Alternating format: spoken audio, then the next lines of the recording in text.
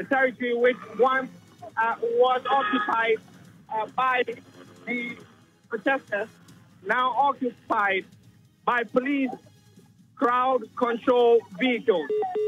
I see a bus containing more officers which you actually were deployed as reinforcement to the scene. But this bus has actually been vandalized. I see cracks on the windscreen, both at the front and at the rear, indicating that they have, of course, been touched by some stones and rocks as they were being thrown by the protesters. Now, the protesters are occupying the roundabout of the Kwame Nkrumah interchange. The very first tier of the interchange on the ground is being occupied by the protesters, who have now moved all the way from their former base in just the past couple of minutes at the fire service and ambulance depot under the overhead, now to the roundabout in excess of some 500 meters from where they attempted to move through. And that is what we have happening currently at the Kwame Nkrumah interchange. That is what we have currently at the Kwame Nkrumah interchange. My confirmation is that before this entire altercation happened, there were about 500 police officers that had been deployed by the Ghana Police Service to control the crowd and actually provide security for this exercise. Now, I've seen buses conveying other officers in reinforcement.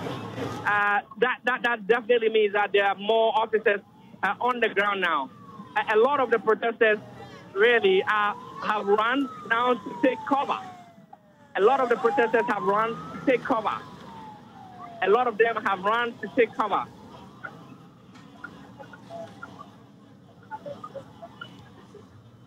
I can confirm to you that every other police vehicle is a target this afternoon. I see the protesters fly stones into every other police vehicle which drives by.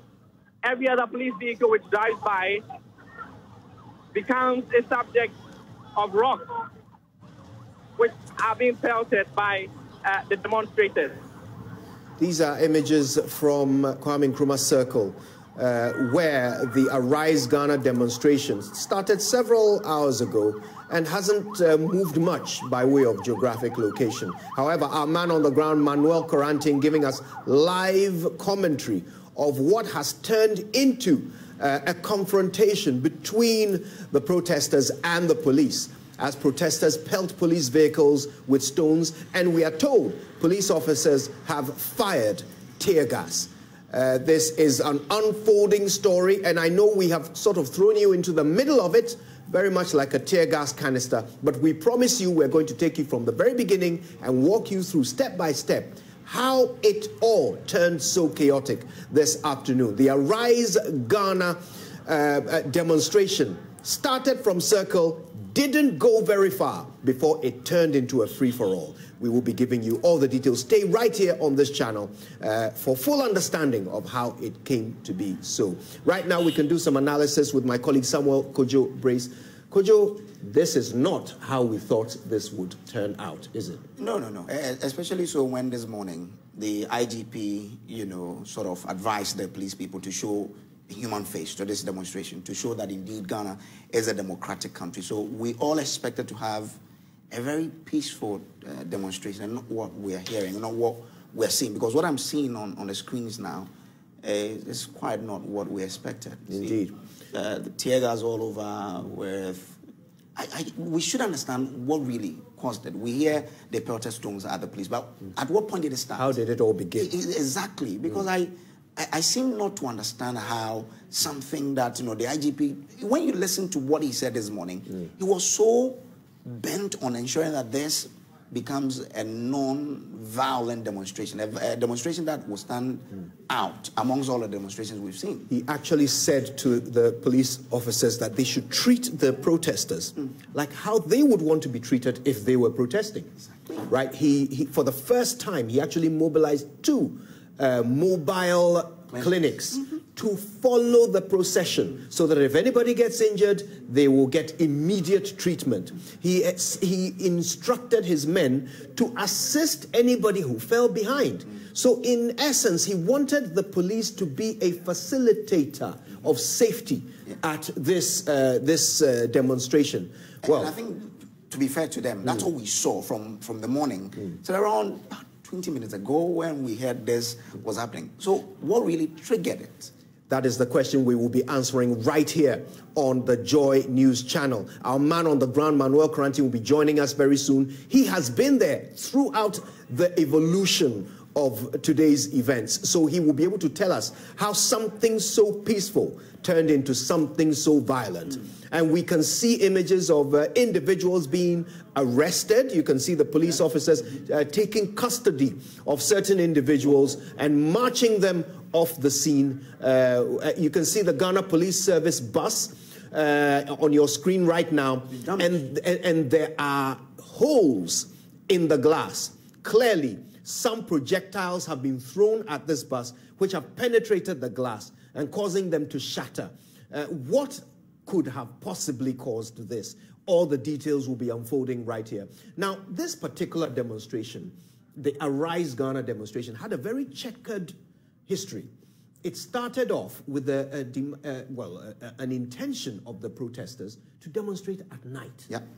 This led to a court case which finally resulted in the judge ruling that it happened within the hours that it was supposed to occur, ending at 4 p.m. today.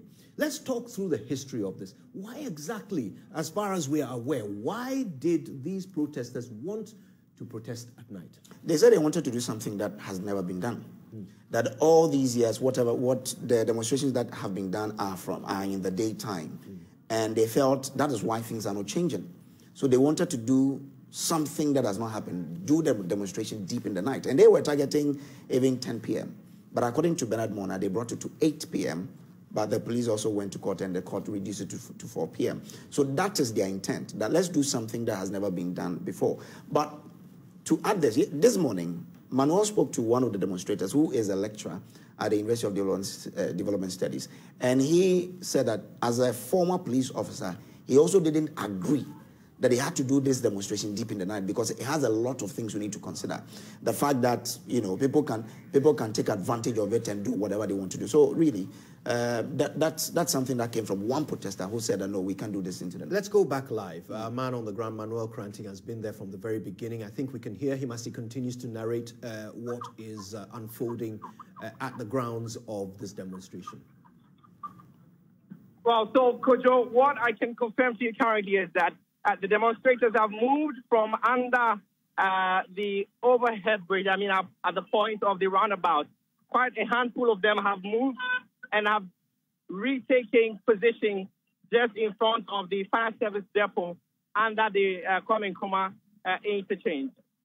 Now, we do not know what exactly they are attempting to do, but this seems to be another level of pushback from the demonstrators, insisting that they want to use the route that the police have been quite, openly opposed to.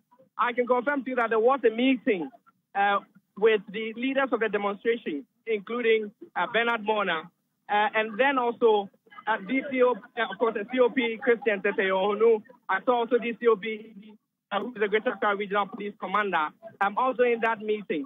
My information is that meeting seems to have ended in a stalemate, which meant that the protesters were insisting on using the same routes that the police had denied them of using.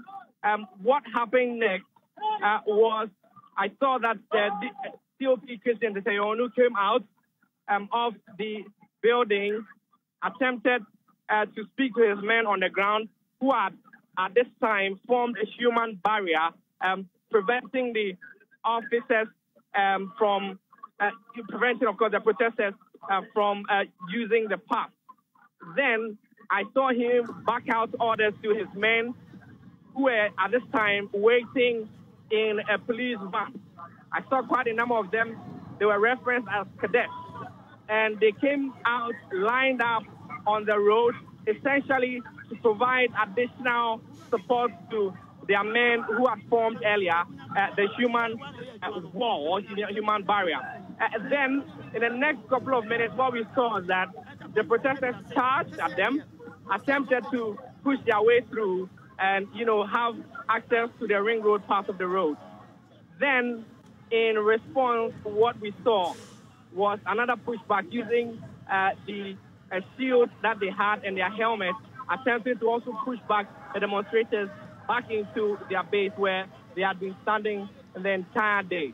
What happened next was stones were pelted, and I saw tear gas also fired into the crowd. Of course, at the instance of the tear gas being fired into the crowd, almost everybody who was standing under the bridge attempted to run for cover, and that's what happened. From where I'm standing currently, I see the Deputy National Youth Organizer of the NDC, Edem Agbana, attempting to back out some orders to people who I surmise are under his control in this particular demonstration. But as I was narrating to you, while the tear gas was fired, also stones were pelted. This particular exchange of tear gas and stones between the police and the protesters went on for close to 15 minutes, with tear gas being fired by the very second and more stones also being pelted at pretty much the same space in time. Currently, what we're seeing are remnants of the rocks that were pelted at the police officers. This is what is currently happening. To allow us, so I beg you, please move backwards. Please move backwards. What you just heard was actually one of the leaders of the demonstration backing out orders to the protesters to move backwards and also telling them not to throw the stones. Currently ongoing is something in the semblance of a negotiation between the leaders of the demonstration and then also the leaders of the police contingent that actually is on the ground this afternoon. And it's just a space of about 10 to 15 meters between the police human wall or human barrier and then also the protesters who are now looking really agitated and will not listen to any word, not even from their own leaders who at this point have been backing out orders for them to stand down. Right. We're just listening a bit to the conversation that is going on between the police officers and then also the demonstrators. At some point, the crowd started pushing against the police and their riot shields. Tell us, what role did leadership play in that decision to start pushing against the police wall, the police barrier? Do we still have Manuel? Manuel, if you can hear me, we want to know whether the leaders of this demonstration played any role in the decision that the crowd took to start pushing against the police wall and their riot shields. Exactly. So what is happening, so if I got you right, I see, for instance, Baba Sadiq of Free Music, I see Edem Agbana, I see also another set of, the leaders over here. And what they're saying, in fact, they are currently addressing the crowd. We're just listening in just a bit for an explanation of what is happening. They are giving us assurances of the peaceful demonstration. We did not bargain for this. I, as a leader of this group, I am giving a word that if they allow us to reach their leadership, we shall have peace prevail. If the leadership of the police are unwilling to meet the leadership of the Rise Ghana, anything that happens from here on is out of our hands. There was a meeting which actually happened. I was part of that meeting. How did that meeting end? There was a stalemate. When you say there was a stalemate, what exactly are you driving at? The deputy IGP and his directors present at that meeting wanted us to stick to the court directions to the Independence Square. We said there was no way in hell that we are going to the Independence Square. We have an understanding with them which is not part of the court process for tomorrow. And the idea was that we're going to start from LWAC through the Ministry of Finance to Parliament. So we proposed to them that we prefer to combine tomorrow's own with today. So instead of going to the Black House, which is their worry, we'll go to the Finance Ministry. So we'll march to the Aguatide interchange and turn onto the Independence Avenue to the Ministry of Finance and terminate there. The demonstration is underway. It's the police demonstrating against the people of Ghana. That is what is happening right now. The people of Ghana are being demonstrated against by the IGP and his men. You can see them here. And there is a man over there.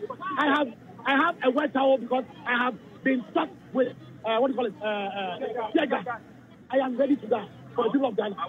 But they will not steal our land and instruct the IGP and his men to kill us. We saw you pelting. In fact, we saw you pelting. By you, we mean the protesters. We saw the protesters pelting stones at the police officers. I didn't see that. Well, I saw it, and a lot of the other journalists here also can confirm that. See the police. Look at them. We also can confirm that there was tear gas was fired into the protesters, but we saw stones pelted. Are you taking responsibility for the stones pelted at the police officers? Shoot me in front of the cameras. Shoot me in front of the cameras so the whole Ghana will see. Are you taking responsibility for the stones you pelted? Are you taking responsibility for the stones you pelted at the police? As a leader of a demonstration, I take responsibility for the action of demonstrators.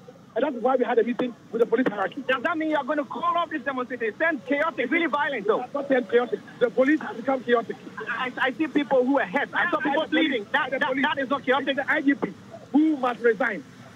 It's the IGP who must resign right now. Don't you care about the safety of your people that are protesting? The IGP must tell his people to keep the safety of Ghanaians as their paramount interest. The priorities of the Ghana police to be the protection of the Ghanaian people. So by law, you have the right to demonstrate? My good friend, what time is it? What time is it? Is it 4 o'clock? Is it 4 o'clock? No, are you going to be here? The police started shooting at the starting point before 4 o'clock. Was that what the police, is that what the court ordered? Did the court tell the IGP to shoot at innocent, unarmed Ghanaian civilians? I'm pretty sure the court didn't order the protesters to throw stones. So ask the IGP to resign right now. Are you going to call off the protest if the IGP tell the IGP to call off his men. Are you going to call the IGP to call off his men? Ain't that the police too? We're going to do that. We are waiting to start a demonstration. The police are not allowing us to start. I believe that the court has spoken, and we wanted to respect the court. We spoke to the police at their invitation this morning. They gave us assurances that they ordered their men instead to shoot at us.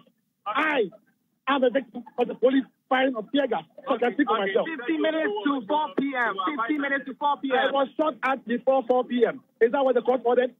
All right, you said you abide by what the court directed.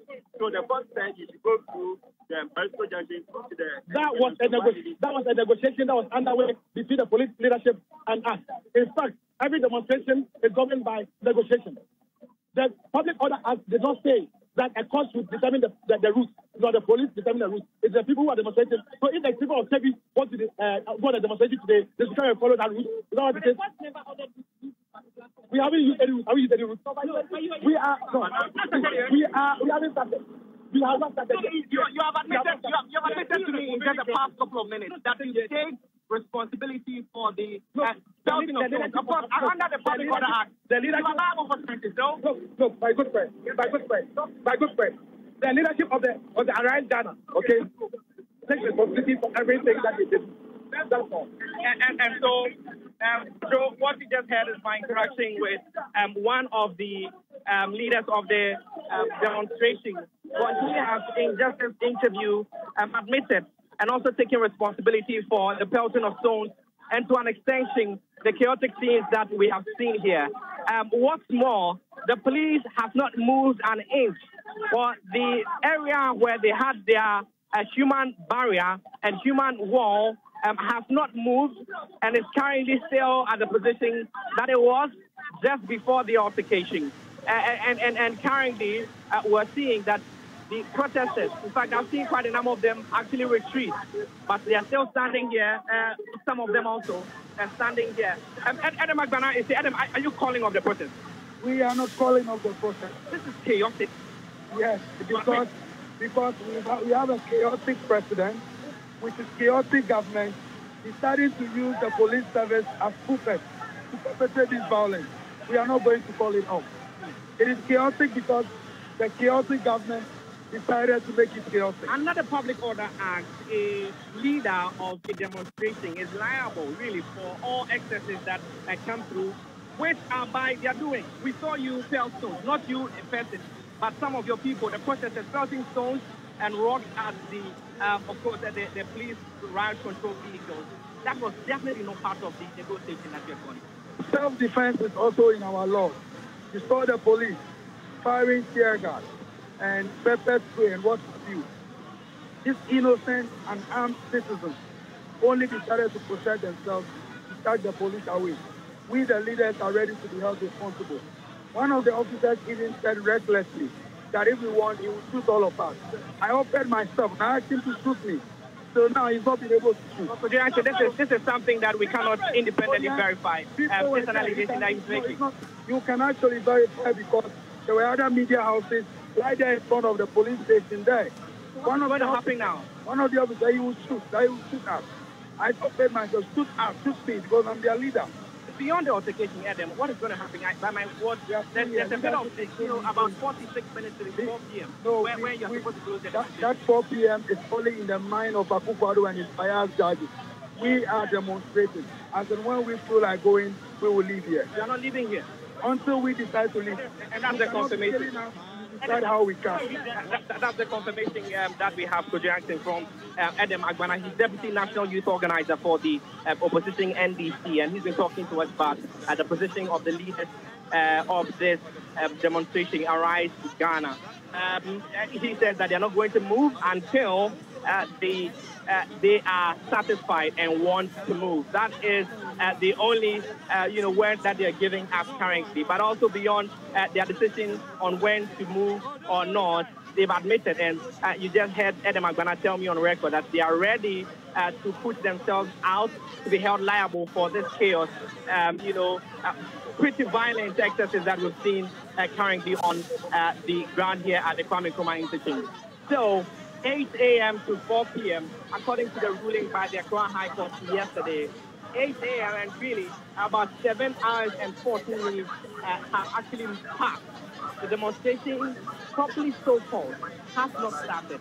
The remnants of what we have are actually violent scenes, clubs that are left on the ground, bent car ties, and also a couple of injured people. I can confirm to you, I counted about 3 ambulances which moved at the speed of light away from the scene of the chaos, giving an indication of perhaps, and I'm just gleaning from the situation that I observed, perhaps there are people who have been rushed to the hospital. So that's what we have currently at the Kwame Nkrumah interchange. That's what we have.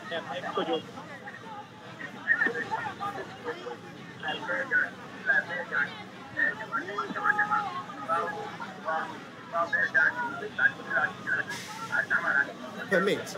Tell us what the original plan was for today and tomorrow. Well, per the Accra High Court ruling yesterday, the demonstration was to have started at 8 a.m. today and ended at 4 p.m. And then would have reconvened pretty much in the same time at 8 a.m. tomorrow and closed at 4 p.m. The proposal by the Arise Ghana group was for the protest to have started around 3 p.m. and then end somewhere around 10 p.m. Bernard Mona confirmed to me that they gave something in a semblance of a concession to actually end the demonstration at 8 p.m. But the Accra High Court ruling actually barred them from going there. And he characterized that move by the Ghana Police Service in running to court to see something in a semblance of an injunction on their protest as bad faith, specifically because there had been earlier conversations between themselves as organizers of the protest and then the Ghana Police Service. However, fast forward, we've seen today, I heard Estedun Ketia, I heard Sam George, I heard, our first boss, that is Mensa Thompson, and quite a number of others. Just as we are speaking, Kojo Yankton, I can confirm to you that a substance in a semblance of a combustible, something like petrol, has been poured on a number of car tires. I count them, and there are 12 car tires which have been lined up on the road.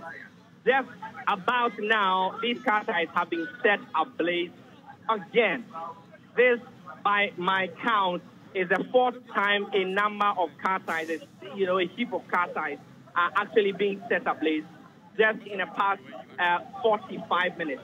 And this whenever this happens, in my estimation, the police respond by attempting to douse the flames from the car tire. And so that's what is currently happening. We're trying to move away from the area to a bit of safety and then continue speaking to you. But more car tires currently in flames. Hundreds, if not thousands, of demonstrators scattered and really dotted under the bridge of the Kwame Nkrumah interchange. And then a really, really determined police service that is holding its force, refusing to allow the protesters to access the Ring Road Central road, of course.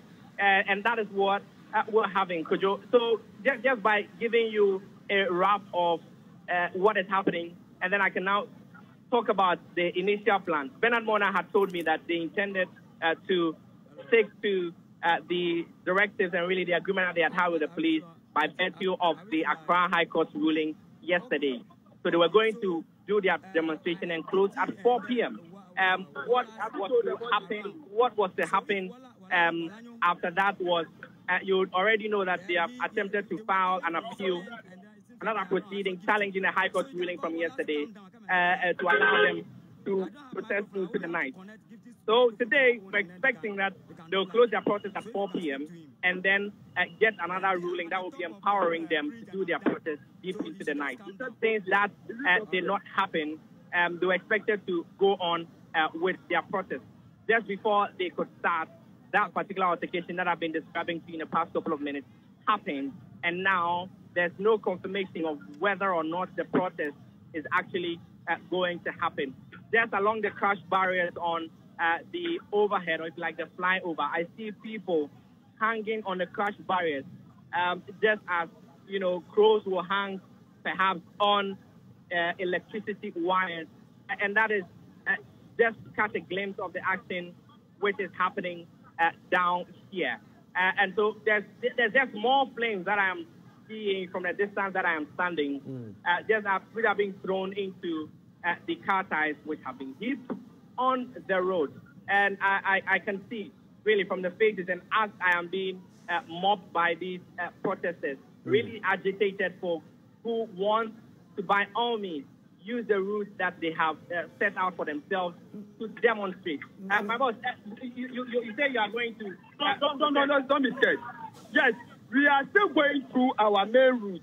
The original route we identified and the court approved from 8 a.m. to 4 p.m. And that is the route we are going to do. So, FM, I'm telling you, we are still using our main route. So let it be known to everybody in this country that no matter how the police has been used and turned to an MPP agent police, we will go through that. So they said they will go through it. Akogan, let me speak to you. Akogan, briefly, what is happening now? Nothing is happening. We are just demonstrating, and we are embarking on a peaceful demonstration. Akogan, you've seen a lot. You've seen a lot of demonstrations in this country. Yes. Does this look like a demonstration? I see chaos. I see violence. I see. It's unfortunate. It's unfortunate. It's unfortunate. It's unfortunate. It's unfortunate. Yes, we are demonstrating. How do I call it? It's a peaceful demonstration. We started right. We said we are going to start at 3 o'clock.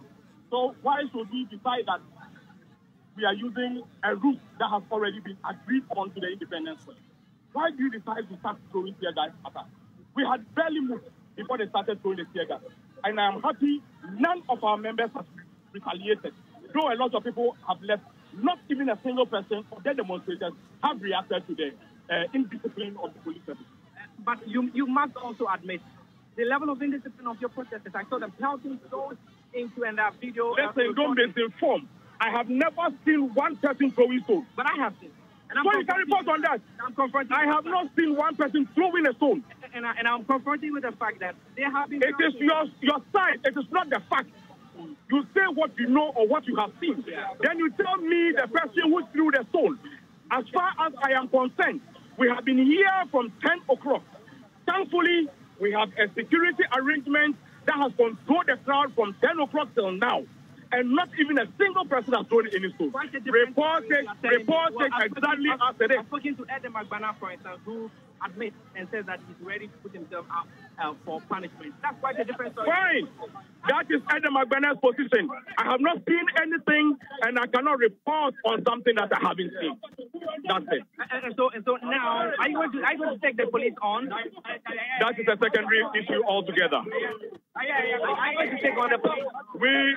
It's a secondary issue, and we would make sure. Please calm down. The police, it's a leadership that will decide on what to do. It's the leadership of this demonstration, Arise Ghana, who will decide on what to do. As I speak here, it's unfortunate this thing has to happen, and we are talking to our people to calm down. So the confirmation is that, fortunately, none of your members are hurt. Oh, you have to take stock of that. A lot of people have been hurt by the tear gas and all that, and people running and falling because of the stampede and all that. So that's it. And this is Akogan speaking to me, confirming that quite a number of people are actually injured. And he's telling us that the decision to whether or not take on the police service for this altercation, your firing of tear gas, at least from their end, it's a decision that will be taken by the leadership of Arise Ghana. I have to just confirm to you that as we've been doing this interview, I have, for instance, been kicked. I have been, shoved around. I'm only standing by the protection of men I'm only standing that there's a security arrangement around you. I'm only standing by there's a security that is protecting you as we speak. This is what I'm saying. That I'm only standing by the protection of men from protest. So appreciate that. This is what I'm saying. So that is you are just saying that. You will not take that word out of my mouth. You allow me to report exactly what I'm saying. And so, Coach, that is what we've had. And this has been going on. And I might just have the protection that I'm currently having from men who are actually in the protest.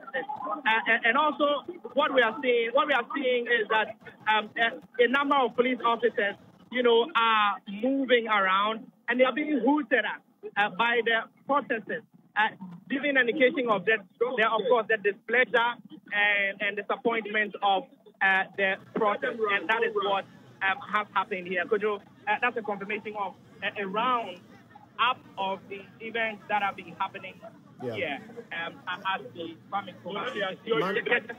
Manuel, we want you to stay safe. Wherever you are going until you finish your reportage. And Manuel, we want you to stay safe, as far away from trouble as you can, because we will be coming back to you. We're relying on you for as much of what is happening there as possible. The voice you heard speaking to Manuel Kranting belongs to Akogan. You might remember the name because he's one of the Muntie Three, one of the three who were jailed for what was called contempt of court at the time, when they made comments that were seen to be criminal in nature about some female judges. He's one of the leaders of this demonstration, and you heard him interacting there with our own Manuel Kranting. Now, it's the Pulse right here on the Joy News channel. Thank you for staying with us. It's amazing that we've come to this pass, considering how things began this morning when the police were briefed by the IGP on how to behave during this demonstration by the Arise Ghana group. We can now go back and hear the IGP briefing the police this morning. Us through the end so beautifully. Next point is that we should continue to remember that those demonstrators are human beings like us. Those demonstrators are Ghanaians like us. They are brothers and sisters. And therefore, we should treat them with all the respect, the civility, and the dignity that each and every human being deserves. In effect, we should treat them the way we would have loved to be treated if we were on the other side. And from that, it means, as you go out there, if anybody needs help, help the person. If it is you, that is your effort, that is going to take for somebody to continue to live in order to accomplish his God-given destiny, please do that. And do that joyously. Do that with love. Do that with a sense of humility. Do that with a sense of humility and humanity. At the end of the day, we win the hearts and minds of these demonstrators. And as a way of contributing towards that, we are deploying 2 mobile police hospitals for the purpose of this demonstration, both for yourself and also for any demonstrator who may need our assistance in this regard. We want to show the world that as a country, our democracy is growing from strength to strength. And this is a finest opportunity to demonstrate that. And we cannot, and I repeat, we cannot miss this opportunity. So finally, as we go there, and with all that we have shared, we want to see that the end product will be as follows. 1, the demonstrators themselves and their leadership will be so happy with us that after the demonstration, they will come and wanting to say a big thank you. 2, the rest of the people of Ghana will also be so glad in terms of the way we have conducted ourselves and in terms of the way the demonstrators have also behaved, such that we will be proud of ourselves as a country. And 3, the rest of the world will also continue to see us as a beacon of hope in the sub-region and beyond when it comes to democracy, when it comes to peace, when it comes to demonstration of humanity. So as we go there, we know we can do exactly that. Let's go there and shine. Let's go there and win the hearts and minds of the demonstrators. Let's go there and win the hearts and minds of the people who are. After such a promising start, what a disappointing outcome to the Arise Ghana demonstration, which didn't really move far all day since its inception at Kwame Nkrumah Circle in Accra. It turned into scenes of violence as police officers threw tear gas, protesters threw stones, and, well, caution was thrown to the wind. Now we are hearing that ambulances have possibly carted away injured people. The police have put up a post on their social media decrying this outcome. They are deeply disappointed in it. In their own words, which I will share with you shortly, the police say, and I quote, "Attack on police in the ongoing Arise Ghana demonstration. What a shame. We were there to protect you and ensure your safety, but you throw stones at us, injure and hurt us.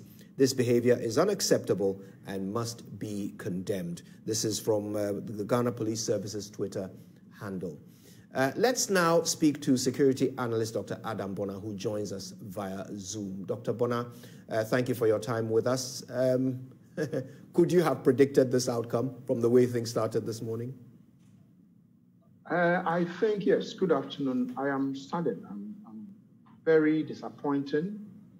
Since last night, personally, I have engaged some of the leaders of the Arise Ghana demonstrators or demonstration, and we kept going back and forth. This morning, I spoke to some of the leading members, some of the conveners of the Arise Ghana demonstration, and I told them, cautioned them to ensure that this should be a demonstration that we can all be proud of. This should be a demonstration that will depict probably the challenges we are facing in this country in a manner that is befitting. But unfortunately, I am so disappointed, disgusting. I mean, the scenes out there, several police officers injured, and civilians who were probably passerbys, those who were passing by, not involved in the demonstration, and some demonstrators also getting injuries here and there.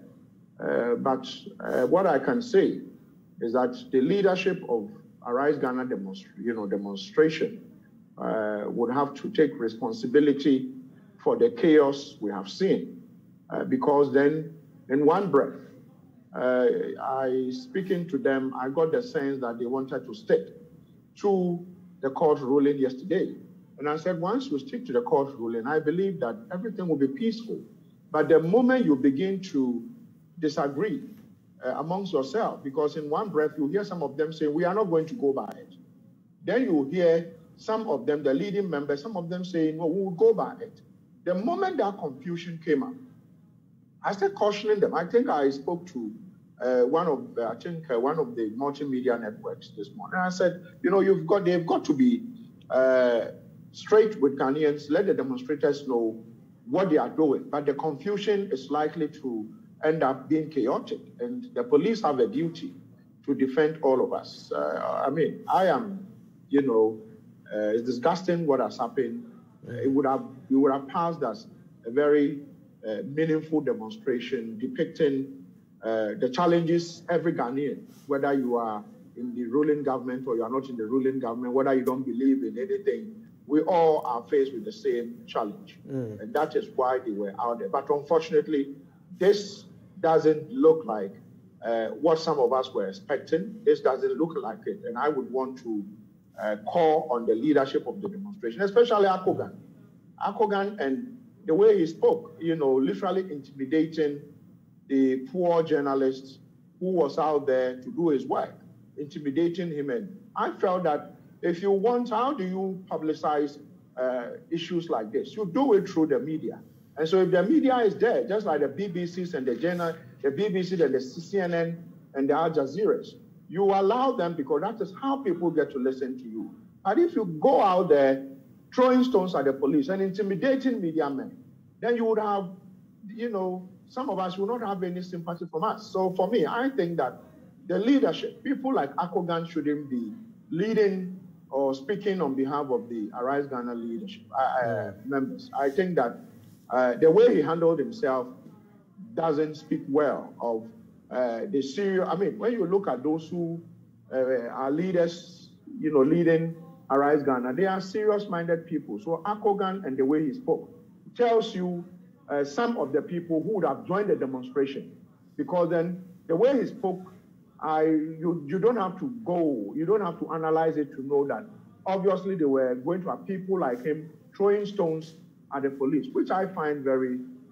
distasteful, I must say. Right. Let's very quickly go back to the scene where, as we understand it, the chairman of the NDC is actually addressing the crowds. Let's join them now.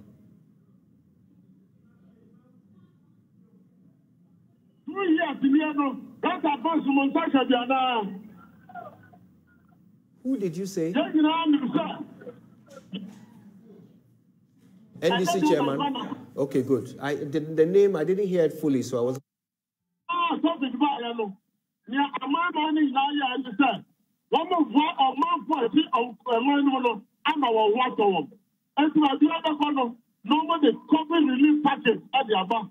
America, Donald Trump or check, every household be and now British Prime Minister or yes, Ghana had the winning near COVID by and I could find a little proper. One the COVID mono export 2 years to say, they are not about the higher, young don't see who can do, and some of the COVID tax ever 2 years. After COVID, the ticket by one to turn our home, and now, only about original hotel, COVID is become on 100,000 Ghana cedis. I have to 1 billion, whatever I hope. Now, we don't know why we do last year over the front. And now, I'm say, for the first time in the history of this country, national service before the job. And now, one more number, I say 4 months in the national service, the job. And so, he appears to appear. Patrol Bono, and now sorry of the power. Who could decide in Yamaboa? Who will go to a Gaba? Whoever we are not Yamaboa either, that's the son. On my eye, Timono. And for the first time, don't go who be not in 2 hours at the straw, not as a Yaya and woman. I don't think that your story said, it's not, it's not. So, why? And then I'm some Michelle Christopher. Now, we say, you'll be not platform here. As someone can say, I'm going to Maya. I told you, the woman who's done with Yano. Woman, so now someone for a forest. I come back fire. Forest, so hot fire. I took part of Soya or two forest. No, one can get in Landy. I just don't go for Yada. I never be Yada. I'm on fire. So, boy.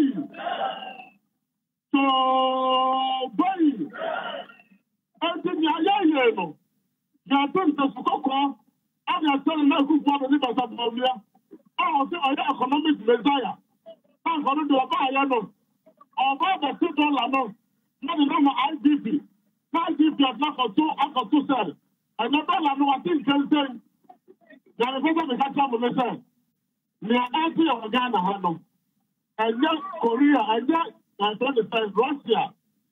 And then you see a photo part, and I'm an ambassador. And when I tell you, we're saying now, we in Nigeria, our inflation is 16.7. All the neighboring countries that are Russia, inflation is single digit. And to be so, Russia, and you feel photo part. I don't know what you're saying. One of the only how to be. The other president, I asked Paga last week. So who can have go Paga? I'm not filling stations, but what happened? Now, the answer filling stations, no door, so listen. Ghana petrol, tip off to say, Burkina Faso. And the over the filling station, you know what? Burkina Faso for the part of car, Burkina Faso. What do you see here? The Coco Pagano, the filling station, the order. After you have a move out filling station, the people here is young out filling station. That is where our country has come up. I don't think, under NDC, the car said, you're not supposed to arrive Ghana for demonstration. Now, you're my chief. Yet, Nani, I think no one back. It is a good cause, and we want to support it day, night, 24 hours. And to let us be prepared to persevere and receive the process through. So you can say in that chamber, change does not come easy. Anyway, we say change, it doesn't come easy. I don't think that you're not going to have to see a son of us. Your call has been put on hold.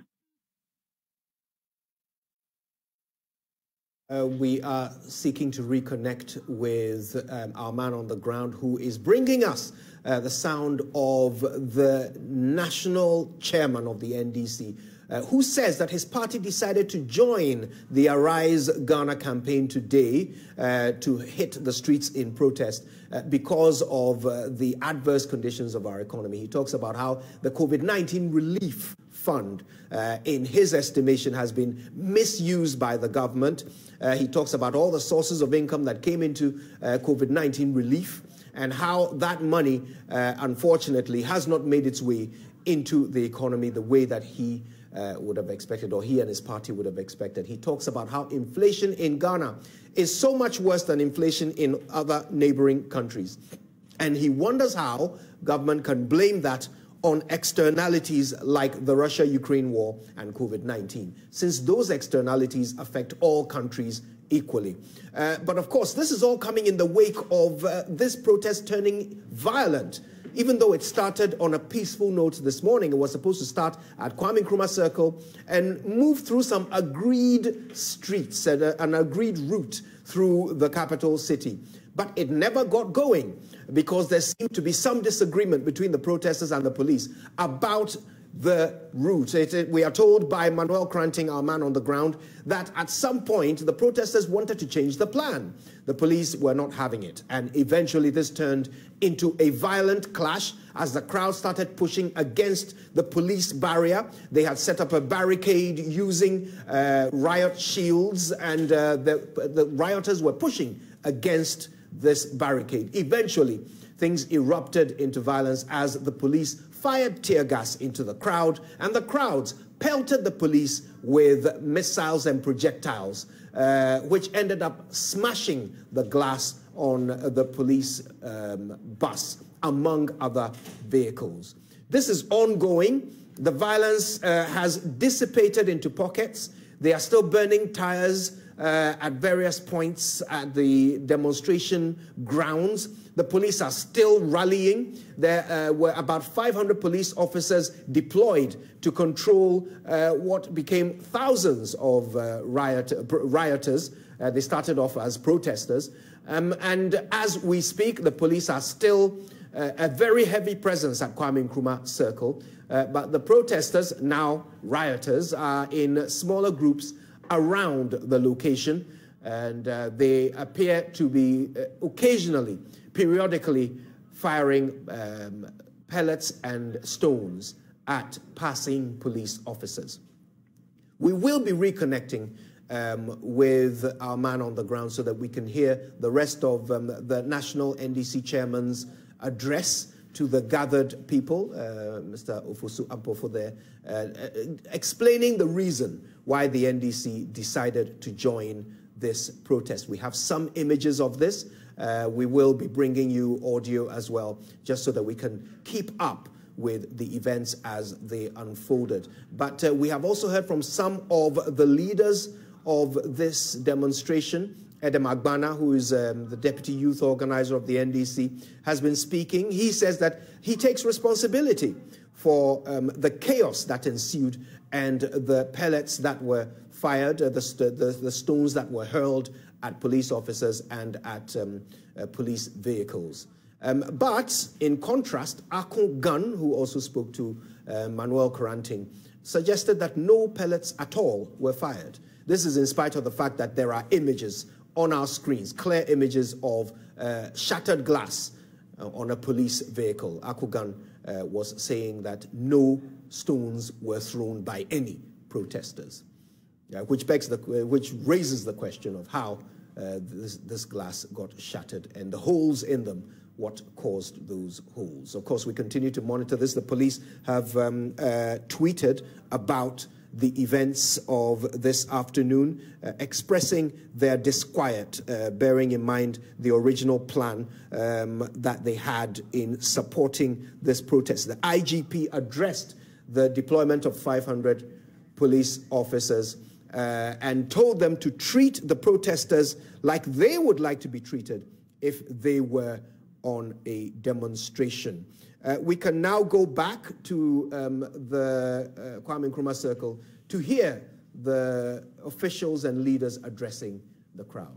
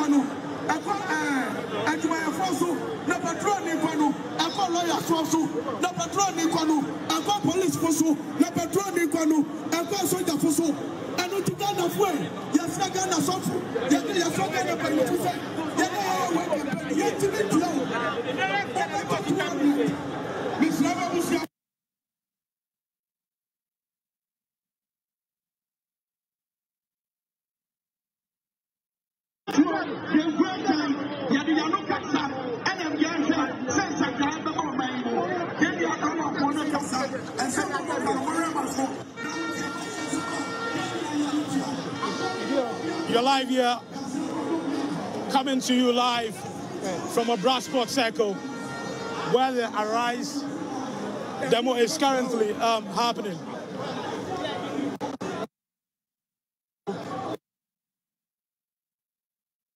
Some of the protesters are trying to move away from the scene. We'll try and get you some pictures shortly, but as it stands right now, it's a major gridlock.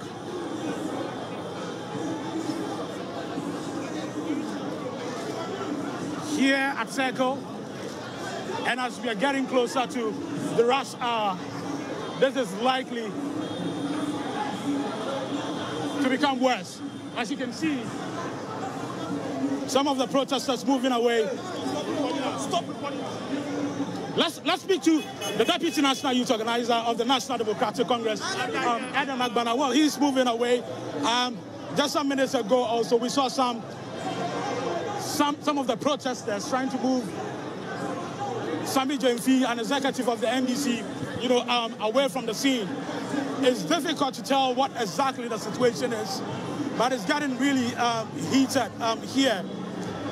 The protesters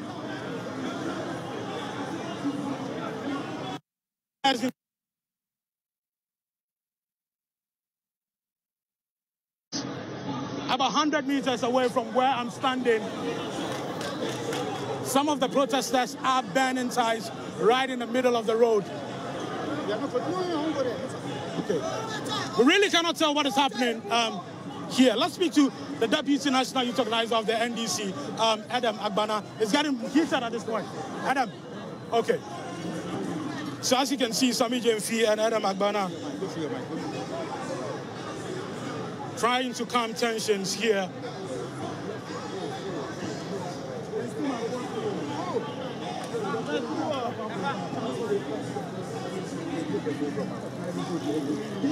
Hello, Adam, you're welcome to join us. Thank you. Can you tell us exactly what is going on as it stands right now? Tensions between the protesters and police keep rising. As you can see, for some minutes ago, people were throwing stones. Can you tell us what is going on right now? Oh yes, we are here for a very peaceful demonstration. Okay. We had an agreement with the police. All of a sudden, the police tell us order from above, and so they are trying to go against the agreement we've always had with them, and so it led to some confrontation. They were firing tear gas at the unarmed supporters. So self-defense, some of them decided to rely on stones and others. But you see, those who we must hold responsible for this are the people at the Flagstaff House. If you have an independent police service, if Dampari had not allowed himself to be used as a poster boy of violence for Akufo-Addo, we will not be where we are today. Because we've had agreement with the police. Yeah, but I thought leadership of the police. But I thought that I thought that agreement was that you were not going to go use the ring road and go towards the Flagstaff House. I thought agreement was that you're going to move from here to the Independence Square. That was they went agreement with who? Who agreed? With the police. That was their instruction. It was never our agreement. Our agreement that we have documented with them. And the ring road. But per the court's ruling, you're supposed to go towards the independent. We successfully filed a stay of execution. And so the court procedure doesn't even come in here. The only thing we are saying is that the police service have allowed themselves to be used by Akufo-Addo and his cronies to execute this agenda, but we are not intimidated at all. I'm sure you saw that video of the Inspector General of Police, even before they moved for the protest, urging his men to try and be civil, with the people. Civil. For the first time, there was an instance where even a police officer told me that he will shoot at the crowd, and I gave myself to him that shoot me because I'm their leader. Right there in front of the police service, asked them. The rest of the men had to separate because I told him he was holding his gun and said he will shoot at the crowd. I said, shoot me first because I am leading them. So his men are not being civil. All that Dampari said, and we have no Dampari. He's a celebrity IGP. He likes to speak nice things to the camera, but he acts otherwise. He goes around frying kelewele and buffalo and all of that. That is not his work. He should come and see the unprofessionalism that has been exhibited here by his men. Some of his men are extremely unprofessional. He must be held responsible. Would you say also that the protesters pushed the police to the edge, pushed them down the cliff? Because we've seen videos of their cars vandalized, police vehicles. There was an action, and these unarmed people decided to react. Like I said, they are unarmed. They didn't come here for war. They did not come here to have battle with the police. But because the police started it, we are dealing with human beings. Some decided for self-defense to also fight back. And that is why we are where we are today. But as leaders, we have tried to keep the situation under control. So what's likely to happen now? What's going to happen now? Because it's getting close. Is it 4 p.m. yet? 3:54. What is 4 p.m.? Why 4 p.m? Because the demonstration, the protest was supposed to be 8 to 4 p.m. By whose agreement? By the court ruling. Which court? Which court? We are going to march. We are here. We are going to protest. Okay? Whatever, like I said, we filed a stay of execution. And so the court procedure doesn't even come in here. We are protesting and we are still marching. Okay. So so you just heard from the Deputy National Youth Organizer of the NDC, Eric Edem-Agbana. As you heard him, like many of the protesters here, they are relentless. They are saying that they're still going to go ahead and protest. We've seen, at this point I can say we've seen thousands, gathered here. And I chose thousands carefully because this is not just the protesters down here are not the only people that we've seen. If you walk all the way down the road, 300 meters, you'll find some of them. And I don't know if you can see that below him from the other end, about 300 meters away, but we're trying to zoom to that black thick smoke. It's a section of the road that has now been blocked by the protesters. The Ghana Police Service has also formed a human wall there, preventing the protesters from moving anywhere closer to the ring road and towards the Jubilee House. I want to turn so you have a good view of this overhead bridge. You can see this interchange, I should say. You can see the gridlock on the interchange. So for vehicles going to the Central Business District, you can't be sure that it's going to be like this. And as we gradually inch towards the rush hour, it's going to get more complex. It's going to take a longer time for you to get home because of this protest. And that is because the protesters here, the police actually tried dispersing the crowd, but they tell me, all of them tell me, that they are not going to move an inch. Chief. Few times.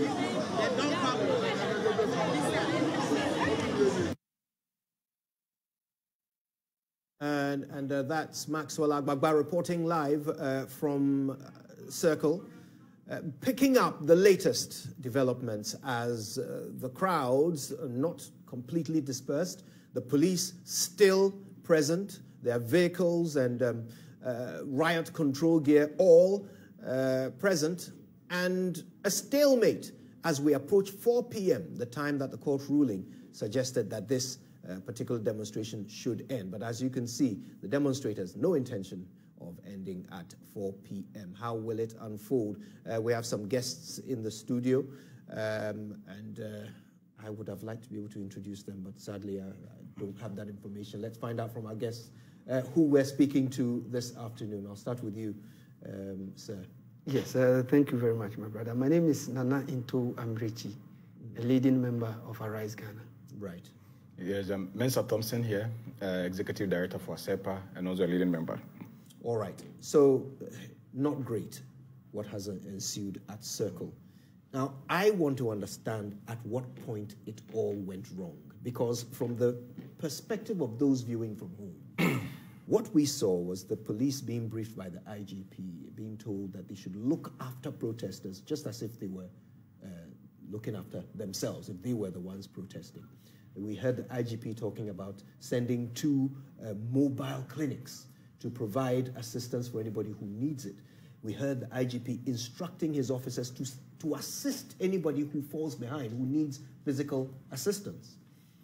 Then suddenly, violence. So help us track the change. At what point did things fall apart? Well, thank you very much. Let me say that this whole grandiose show by the IGP is all part of the total plan. And we have cause to believe that all this violence that has erupted today was all part of a grand plan by the Ghana Police Service to throw our demonstration into disruption. And we have no doubt. You see, that we are not fooled by that PR stunt by the IGP. You see, the police had already demonstrated enough bad faith.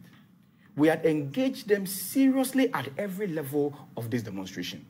In fact, at our first meeting, the police was very much appreciative of the fact that we had given them ample notice, that we had the first demonstration that we had given them ample notice for preparation. We wrote to them a month ago. We've had several engagements with the Regional Police Command, which engaged in a stalemate, which the IGP himself said that, look, because of the seriousness of the matter, now the negotiation should be moved to the top level of the police hierarchy. So on the first day, we met the IGP, the police leadership, the Director General CID, Director General Operations, Director General Welfare, and all the police leadership were there. And our decision was that we're having a 48-hour non-stop demonstration. From the first day, we moved straight to the Jubilee House and camped there for 48 hours. Now, the police raised a number of concerns, which had to do with the fact that, one, they did not have enough logistics for an overnight protection. And we felt that that was a very reasonable excuse. So we said, okay, on the second day of our conversation, we said, then we are willing to reach a compromise that on the first day, we're going to close at 10 p.m. and reconvene the following morning at 11 at Waxport Stadium. On the first day, we'll convene at 3 p.m. at Circle of Brasport and march to the Jubilee House and come there till 10 p.m. We reached that agreement with the police, and they accepted. And they asked us to put it on paper, and it was documented to that effect.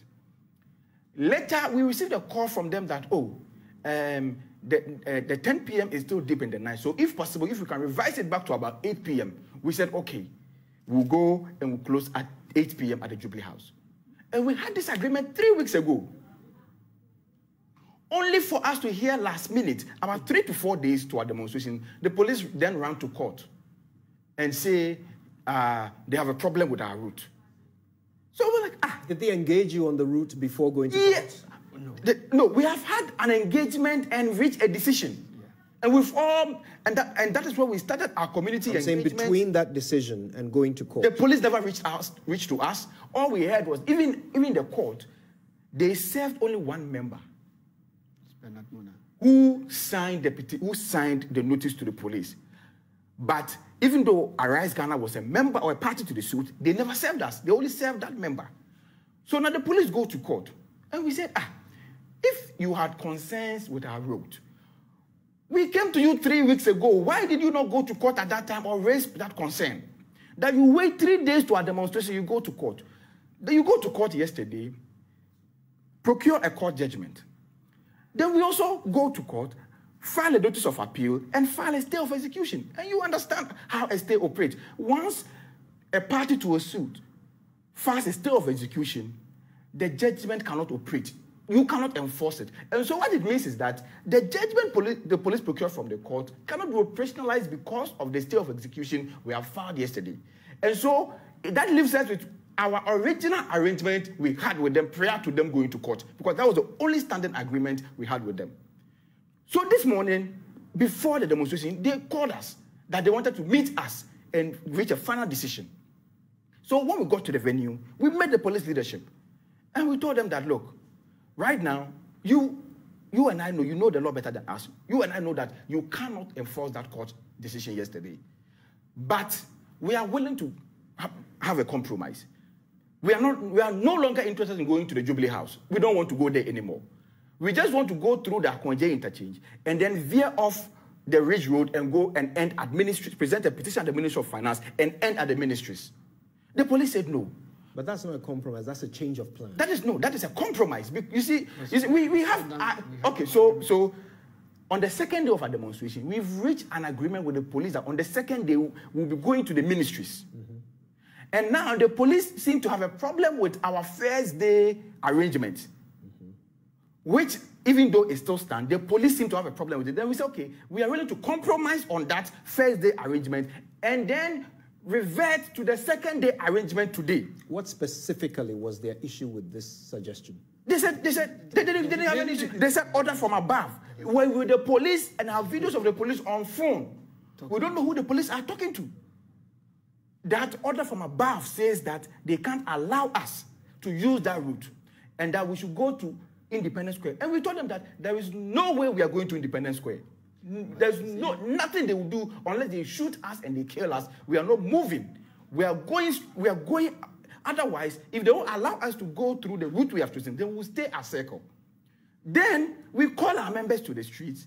Then the police start firing tear gas. So help me understand. Is it your account that you were at circle, not moving, simply you and your members engaging, then suddenly the police fired tear gas? That's exactly what happened, because we were inside the Obra spot where the Kwame Nkrumah statue is. Okay. So we moved out of that statue onto the street. I have to put it to you both that our reporter on the scene, and of course there will be footage to support this, there were cameras there. Our reporter on the scene reports that before the tear gas was fired, the crowds started pushing against the police barricade. They had riot shields, and the crowds were pushing against them. Can you confirm this? Okay. The issue is that, first of all, let's ask the police, why that barricade? Because they have agreed to our second-day route, which, of course, we are going to use the frontage of the Jubilee House. So what prevents us? They didn't agree. No, tomorrow's, no, it's the second day. It has been agreed. The second day, they have agreed that we can use the frontage of the Jubilee House. On the second day. On the second day. Right. And so we are saying that, look, we don't want to even do that tomorrow. So just allow us to use that particular route. And at least we don't want to go to Jubilee House. We don't want to go to Jubilee. We take the Jubilee. At least the president who we're going to demonstrate against has run away. He's a coward and he has run away. Let's only say what we can. So he's run away. Okay, he's run away. Not in town. So he's not in town. So there's no president is not in town. Yes. He's run away. That's what you can say. And you see, he's run away. The police wanted us to go to Independence Square and present our petition. Who stays at Independence Square? Is there any office at the Independence Square? No. And it is our taxpayers' money that was used to build the Jubilee House. And so the youth, you see, there's one thing that the police are missing out here. If someone is crying, you have to allow the person to cry. If someone is in pain, you have to allow the person to finish crying so that what is in the person will just come out. The youth of Ghana are aggrieved. Let's go back to the barricades. Okay, fine. So the police started not only tear gas, but rubber bullet. I have samples of the rubber bullet. Your cameraman can just zoom in and they will see the rubber bullet. And if you are throwing rubber bullets on the youth, on armed civilians who are aggrieved, what do you think will happen? The barricades. the barricade, thousands of people are out there. The youth are aggrieved. What were you supposed to have done? They said they just want to march peacefully. As a police officer, and it is only today that I have realized that in the midst of a serious meeting of such an important demonstration such as this, a police officer will sit in the meeting, receive a call, and tell the people in the meeting that this is order from above. Are we serious as a country? Well, the police operates on orders. So from whose orders? On whose orders? Because so far as we are the concerned, leadership, the highest governing leadership of the police. Apart from the IGP wasn't there, so they were taking instructions from the IGP? We don't know. So is it the IGP who was telling them not to allow us to use our routes? Do you know? But is this same IGP who instructed that they should handle us with care? And so how can the same IGP instruct them to fire bullets? This should tell you the police. Is that the instruction that they were But given? if that is not the instruction, why did they fire? If that is not the instruction, why then do they fire? You just said the police act on instructions. I thought you were referring to instructions that came during the meeting. So during the meeting, what were those instructions? Those instructions have led to what you are seeing. No, what were the instructions? The instructions is that we should abide with the route that the court has approved. Okay, so let's stay factual. Yeah. But you see, in abiding by what the court has also said, we have also said that, look, in order for us to be able to tell our followers that, look, we are having a peaceful demonstration, allow us to use the route minus the Jubilee House. This is just a mutual understanding. And you see, we are all Ghanaians. We are still skirting the barricades. I want to know what happened. The barricade issue that you are talking of. You see, when young men are aggrieved, when young men are angered of issues confronting them because they can't have 3 square meal, because of fuel prices, and people are aggrieved, when you tell them to relax, they can take on anything. Now, let me address the barricade issue. Happened? The barricade issue, you see, your cameramen will attest that even before we had moved out of the circle, there were young people in front of I was there. I was there. The police was just at the barricade blocking us. There were people standing there long before the police started firing. Since morning that the police mounted the barricade, there have been crowd moving towards that direction. Yeah. Okay? So what happened was that when the crowd inside the Kwame Nkrumah Center started moving out, then it puts pressure on those who are already outside. So the police just felt threatened of the pressure that was, because people were moving and now joining the people who were already there, because people were already there since morning. So as a police officer, if you feel movement of crowd who are not armed, civilians, young people, your first instinct as a police officer is to fire tear gas, is to fire rubber bullet into the crowd, is to fire live bullet into the crowd. That is your first instinct as police officers. Yes. Can you confirm this? Yes, I can confirm it. I saw it with my eyes. You saw the bullets? I saw the police fire live bullets. How do you know they were live bullets? But even this can even cause harm. I'm aware of it, but he said live bullets. That's a very important distinction. So I would like confirmation before you put it out on our network that indeed you saw live bullets. When the police fire, did any of them hit members of the crowd? I can't confirm a live bullet hit somebody, but I'm saying that they fired. But the fact that they didn't hit anybody doesn't mean they didn't fire it, Kojo. What I'm saying is that if the police fire rubber bullet, the sound of a rubber bullet gun is different from this. I don't know this. That's what, yes, how do you know this? Because we are there. We are at the center of the action. No, so I'm saying, we are giving you our account. Know that the sound of a rubber bullet is different from the sound of a live bullet? Because the two are not the same. When you fire a rubber bullet, smoke doesn't come out. When you fire a rubber bullet, it's not the same. When you fire a rubber bullet, it's not the same. Okay, listen, you were there. If you saw live bullets, please, we'll give you our platform to say so. If you didn't see live bullets, I would encourage you not to say what you didn't see. Let me tell you on record and authority things I witnessed as a leading member of Arise Ghana. The things the police use, they use hot water, they use pepper spray, they use tear gas, they use live bullets, they use rubber bullets. And these are a number of the bullets, the live bullets that we're able to gather. Rubber bullets we're able to gather. And a number of the things you saw the young people throwing back at the police were the rubber bullets the police were firing at the crowd.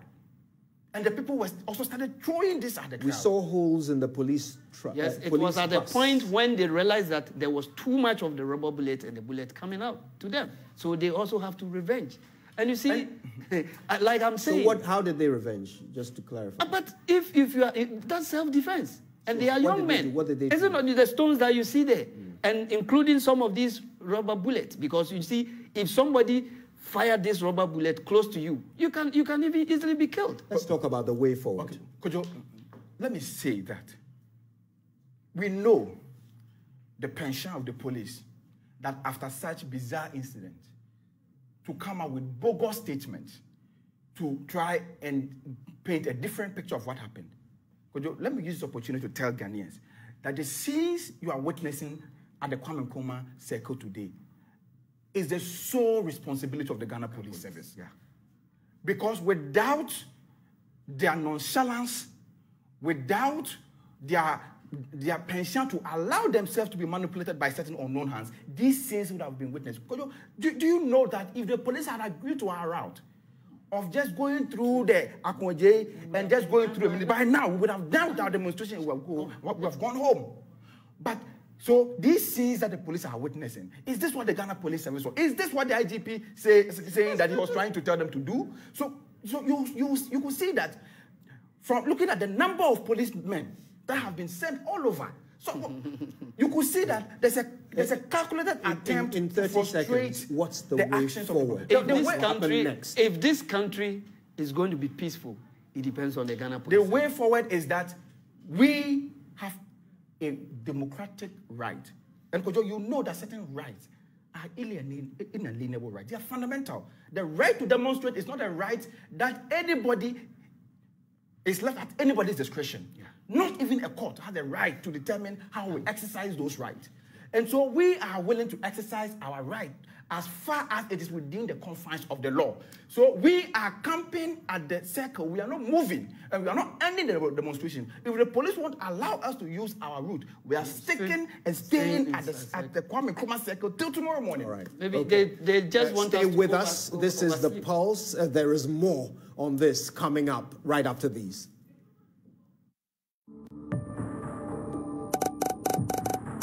Where do you live? Where do you live? Where do you live? Where do you live? Where do you live? Where do you live? Where do you live? Where do you live? Where do you live? Where do you live? Where do you live? I live at Manet. I live at Dowenya. I live at Tema. I live at Ansuman. I live at Ebri. I live at Oyarifa. I live at East Airport. I live at Kuntusi. I live at Spencer's. I live at Kaswa. The EcoBank Joy News Habitat Fair. Where you live. When I was young, I asked my mother the secret of hair vitality and health. She said, the right food, the right exercise, the right amount of sleep, and the right blood tonic. Nescafe Blood Tonic is effective for the treatment of anemia, lack of appetite, and stressful conditions in both adults and children. Nescafe Blood Tonic, the right family blood tonic. Another quality product from Ernest Chemists. This advertisement has been vetted and approved by the FDA. Hey, Charlie, dreams come true. Just a while back, movement was not easy at all. But today, I did drive my own car. All thanks to the amazing EcoBank Auto Finance Package. See, I heard the ad on the radio and did exactly as it said. I found one of EcoBank's car partners and spotted the sweet ride. When they discovered I was buying with EcoBank Auto Finance Package, I automatically got an extra discount. Now, EcoBank offered me the coolest interest rates ever for my car. And that was it. Right now, I pay small and enjoying a happy life. So don't just dream about that car. Call toll-free 0800 003 225 or walk into any EcoBank branch and ask about the EcoBank Auto Finance Package. EcoBank, the Pan-African Bank.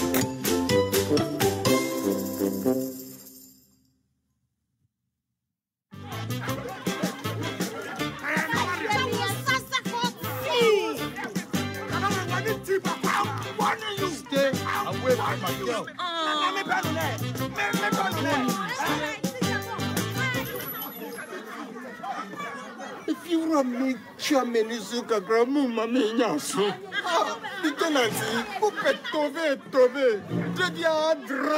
Drama.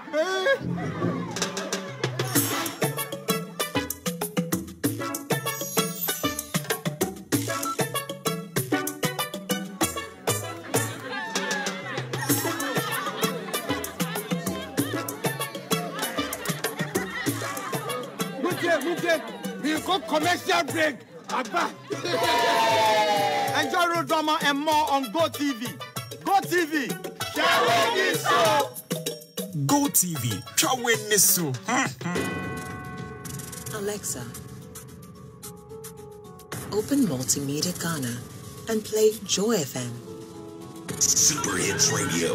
Joy 99.7. Listen to Joy FM, Hits FM,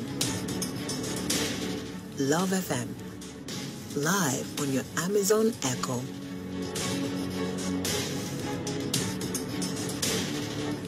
Listen to your favorite multimedia radio stations live on your Amazon Echo device by saying, Alexa, open Multimedia Ghana, play Joy FM or Hits FM or Love FM. Or catch up on your favorite podcast by saying, Alexa, play, and then the name of your favorite podcast from Multimedia Ghana. For a list of all podcasts available, say Alexa. Ask Multimedia Ghana to browse programs.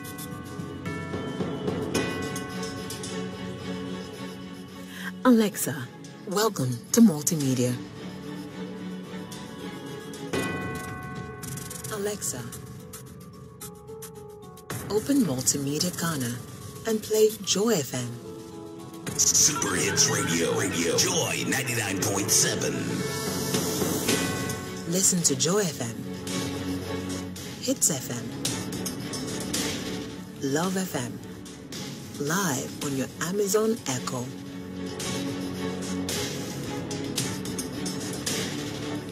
Listen to your favorite multimedia radio stations live on your Amazon Echo device by saying, Alexa, open Multimedia Ghana, play Joy FM or Hits FM or Love FM.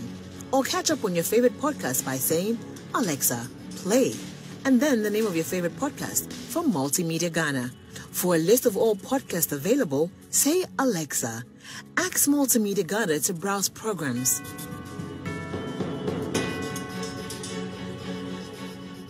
Alexa, welcome to Multimedia.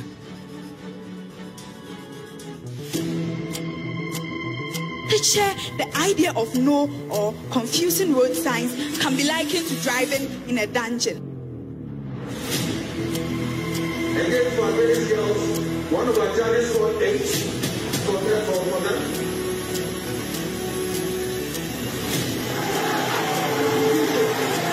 16 schools in Ashanti are ready to battle for supremacy and the bragging rights as the best school in debate. Can St. Monica's Girls Senior High School defend the title, or will any of the 15 schools including OWAS, Prempeh College, Yasantua Girls Senior High School, TIAMAS, Presby SHTS, Bompata, KNUST SHS, Tepa SHS and the like wrestle from them? Make a date from Friday 17th June to Friday 15th July 2022 as you get thrilled to fierce and insightful arguments in the Love FM High School debate from senior high schools in Ashanti. Catch the action live on Facebook at LUV 99.5 FM, on radio on Love 99.5 FM, and on Joy Prime and Joy Learning on Monday to Friday at 2 p.m. each day at the Christian Service University College. This event is brought to you by your superstation, Love 99.5 FM, in collaboration with the Ashanti Regional SRC, the Ghana Education Service, and the Conference of Heads of Assisted Secondary Schools, CHAS. Empowered by Jackson Institute of Innovation and Leadership, Cowbell, Christian Service University College, and Pepsodent. Sponsored by Madam Catherine, Best Brain Publications, Zest Consult, Top Choco, Academic City University College, and Flora Tissues. Supported by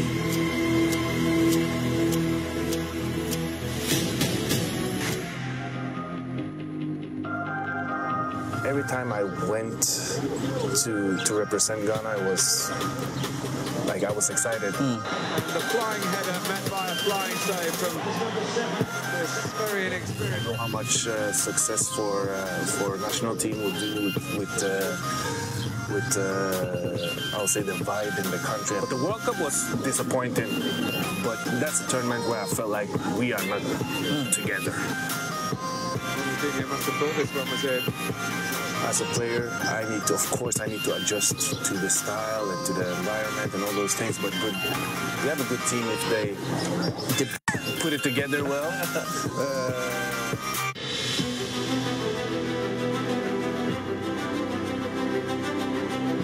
It is not always black or white. It could be black and white. You want to ask why? Why not? You want to have a say, so you take the microphone. If Nanado had not come and make our road for us, he shouldn't come here for campaign at all. There are always issues. Find those that matter to you on the all-new AM show with me, Bernice Abubedulansa. It's worth waking up for.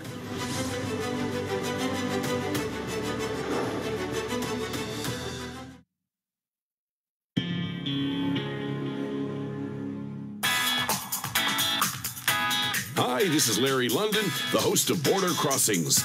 We are now here.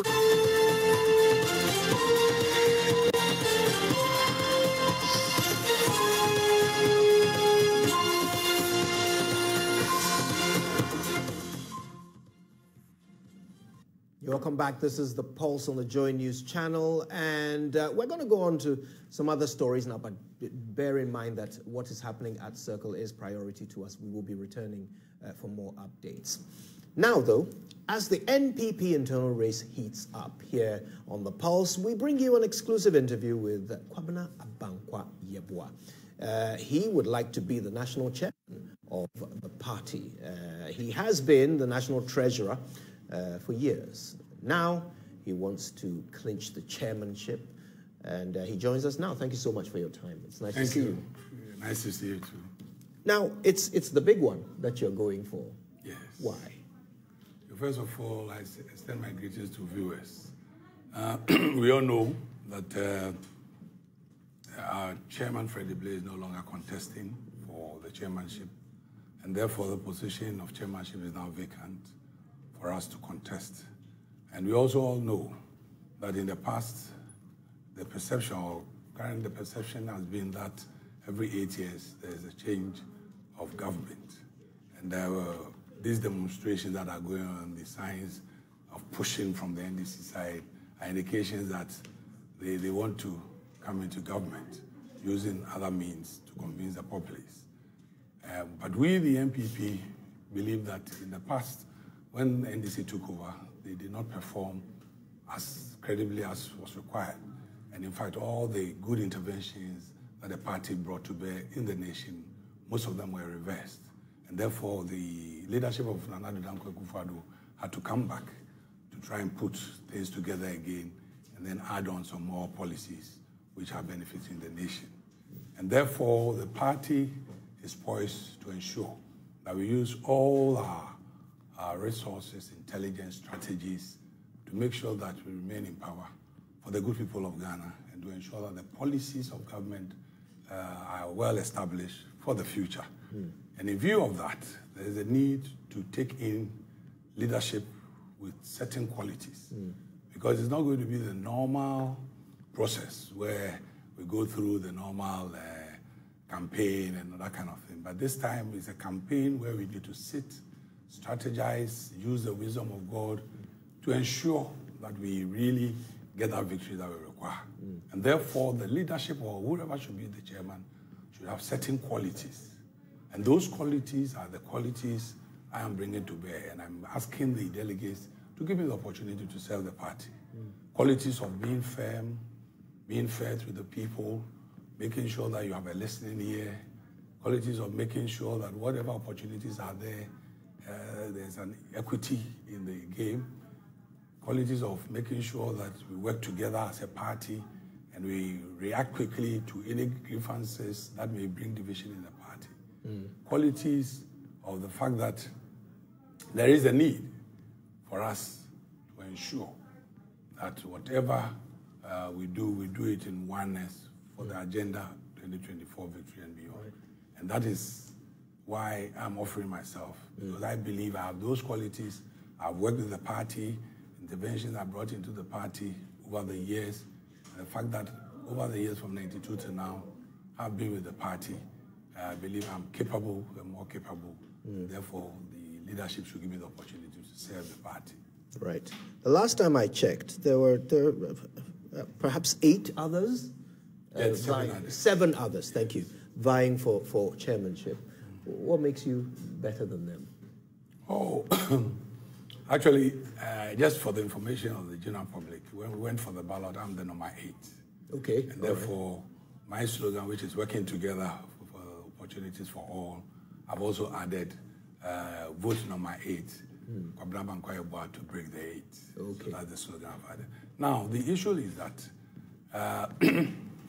I work with the party and I've exhibited certain qualities of leadership.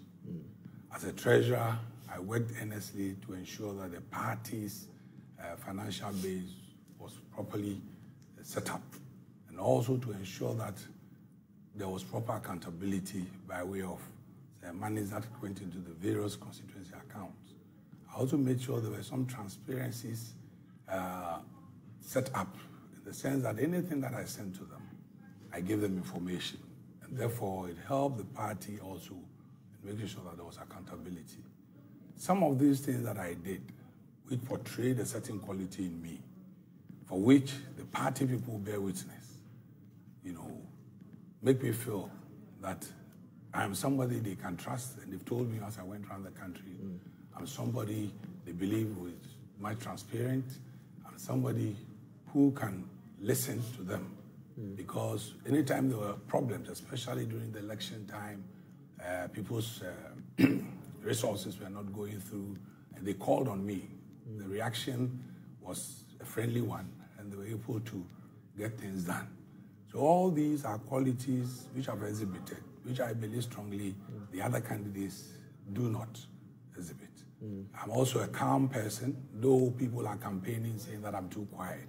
But of course, you don't set up an arbitration when there's no issue. And therefore, my quality of firmness and forcefulness cannot be exhibited through just looking at my person, unless issues come up, and then they'll be able to know that I have those qualities as well. But at least I work with all, from grassroots to the top.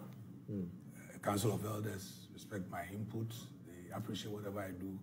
Constituency executive, chairman, and all that at all levels. And therefore, I believe strongly I can get the party going. And of course, the Agenda 2024 will be ours.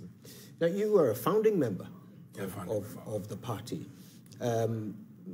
You ran for office once, unsuccessfully.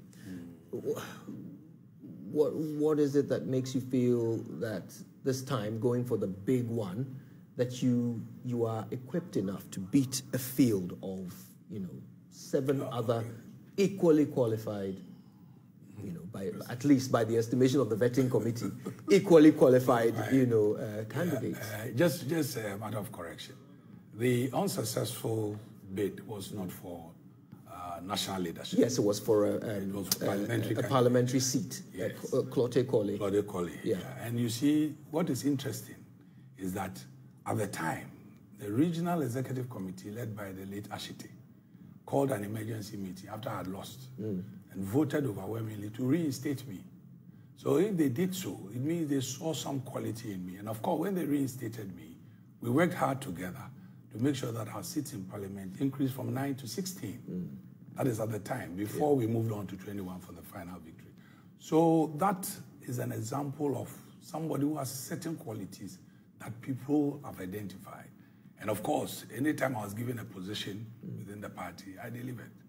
As a treasurer, I've delivered. I brought in a lot of innovations, fundraising tools, adopted polling station, the first of its kind, D-Day, sponsorship of polling station, just a common, an amount of 500, we were able to mobilize money for over 40,000 polling stations. It worked in 2016, it's worked in 2020, and I believe it will work until the end of time.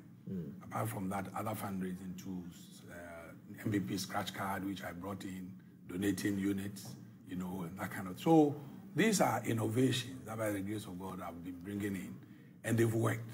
And when they work, I make sure that there's accountability. And people who receive resources from the party, constituencies, regions, account for them properly and utilize them for the purpose. That firmness and that quality and the interaction that we have is a proof that this leader is a different leader. And of course, we are going to meet the NDC. And therefore, you need to outwit them, not with might, but with wisdom, strategy, and total oneness, which we require at this stage. This is a challenging time in Ghana.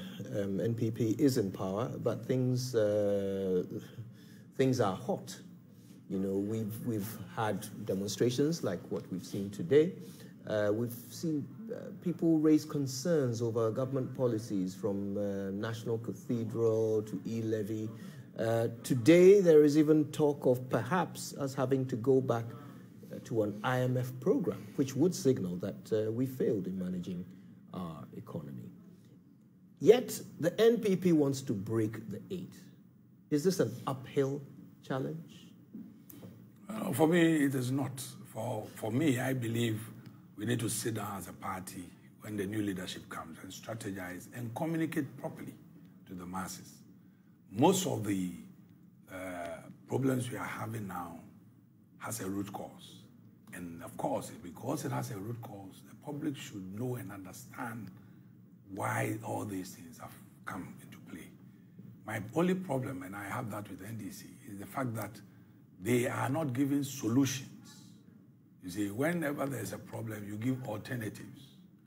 You understand? And if you give alternatives, it helps the government to sit down. We, when we were in opposition in the 92, when we didn't go to parliament, we formed parliament outside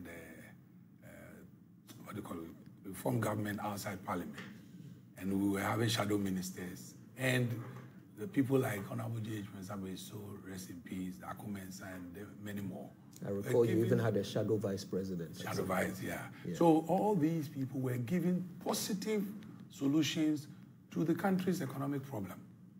But this time round, that is not what is happening.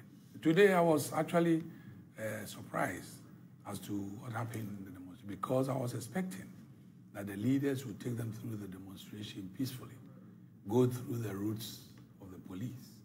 You know, there's no need to, if the routes are given and you follow it, you deliver your message, that's it. But we need solutions, and therefore we are thinking that the kind of opposition we are having is not helping us. However, our policies are good. We are trying to fight all the economic problems we have, which is worldwide. You go to Italy, people are restricted from buying more than 1 or 2 bottles of oil and those rice and that. You go to other places, even in UK, the last I saw queues of petrol and all that, petrol queues, which is not happening in Ghana. Well, another thing that's happening there that's not happening in Ghana is they have a welfare system that supports those who can't support themselves. That's not happening in Ghana. So is it a fair comparison? No, it's a fair comparison. So if they are queuing, you know, and rationing products for the general population, but they have a welfare system that gives people free health care and gives people even free accommodation and food where necessary, surely that is a very different situation from us, where we are not queuing for products, but there are people who can't even join the queue, you know, if there was one. That is what he was thinking. But the issue is that there's one thing queuing and there's one thing having available the products. Because if in addition to what the problem we're having, the products were not available, then that is a chaos. So you think we're doing well? I believe we're doing well. Okay. What we need to do, for example, as a government, is to educate the people to understand. For example, I went on air and I was talking about food shortage. I'm 61 years of age, and I've been in Mokola trading with my parents when I was young. And I know from January to June, every time there's shortage of vegetables and all those things. Even yam, the prices go up until the fresh yam starts coming somewhere around June. And normally, we all wait for Bojuasi. That is where the first yam council. All right. Forgive me. I'm getting an indication that there are some events occurring at the demonstration site. I must apologize. We will have to continue this conversation at a more opportune time. But right now, I have to take you live to Kwame Nkrumah Circle, where our men on the ground, Maxwell Agbagba and Manuel Kuranting, are bringing us the very latest details. Let's hear from another of the leaders of the demonstration, a national executive of the NDC. Let's hear what he's saying. Nobody threw stones. Then all of a sudden, we saw stones coming from the back. And I was in front. We saw stones. What was these stones for? Then tear gas. I'm sure you saw it. Yeah. The true tear gas that didn't explode. Did you see it? You are, so where did it come from? It didn't come from the police directly. Did you see that? Please, let's be honest to Ghanaians. You saw it. Did you see a policeman throw his tear gas? We saw the one that the policeman threw. But the one that was throwing from this one was not from the police. So what's happening right now? I can see you engaging some of the police officers here. No, I don't have a problem. No. I don't have. The problem is that I'm coming. No, let me say what I didn't mention police. What? No, something happened. Some people threw stone. It wasn't the police that threw stone. Some people threw tear gas. It was not the police that started throwing the tear gas. And I saw it, so that's my problem. It's not the police. The initial one didn't come from the police. I was there. So it means that you were throwing them. Who? You. Me who? The organizer. That's why I'm asking that. It is your people. No, you heard me saying that. The police didn't throw the tear gas. Now somebody is saying that they saw somebody who threw the first stone. And they are showing me a picture of the person. Yes, and the person is inside. Sadiq is here. He's inside. First stone. Yes. Where is that person? Well, let's go. I'm going with you. You see, Chief. So you just had some police personnel, on the ground trying to ascertain, regional commander trying to ascertain the veracity of some of the claims being made by an executive of the National Democratic Congress. You can see quite a number of men have gathered here. But let's continue with Joshua Kamba. Yes, sir. You are making a point. So your point is that the tear gas... No, why would there be a peaceful demonstration? Why would there be stone throwing? Why should anybody throw a stone? Meanwhile, I'm there. So the police, you see him, he's dressed in a helmet. I'm not wearing a helmet. So if he throws the stone and he hits my head, what happens? Why would I be the one to see stone being thrown? See, it hurts people. That's a bullet. See, hold it and see. This one, if it comes with force, what can it do? It hit your eye, it will spoil your eyes. You see? So, but I've seen some of these things. So I don't think that is right. Can you give us an idea of what is happening over there? There's a gentleman there, and then they said that he's the one that threw the stone. So they want to hand him over to the police. Okay. That's the report that's the picture that they are showing. And that's why you're here? Yes. Can you tell us what has happened to the protest? Because we know that you couldn't move from this point. So it looks like a confrontation between some of the protesters and the police. The protesters trying to enter, police also preventing them. It's standing chaotic. It is standing chaotic at this point.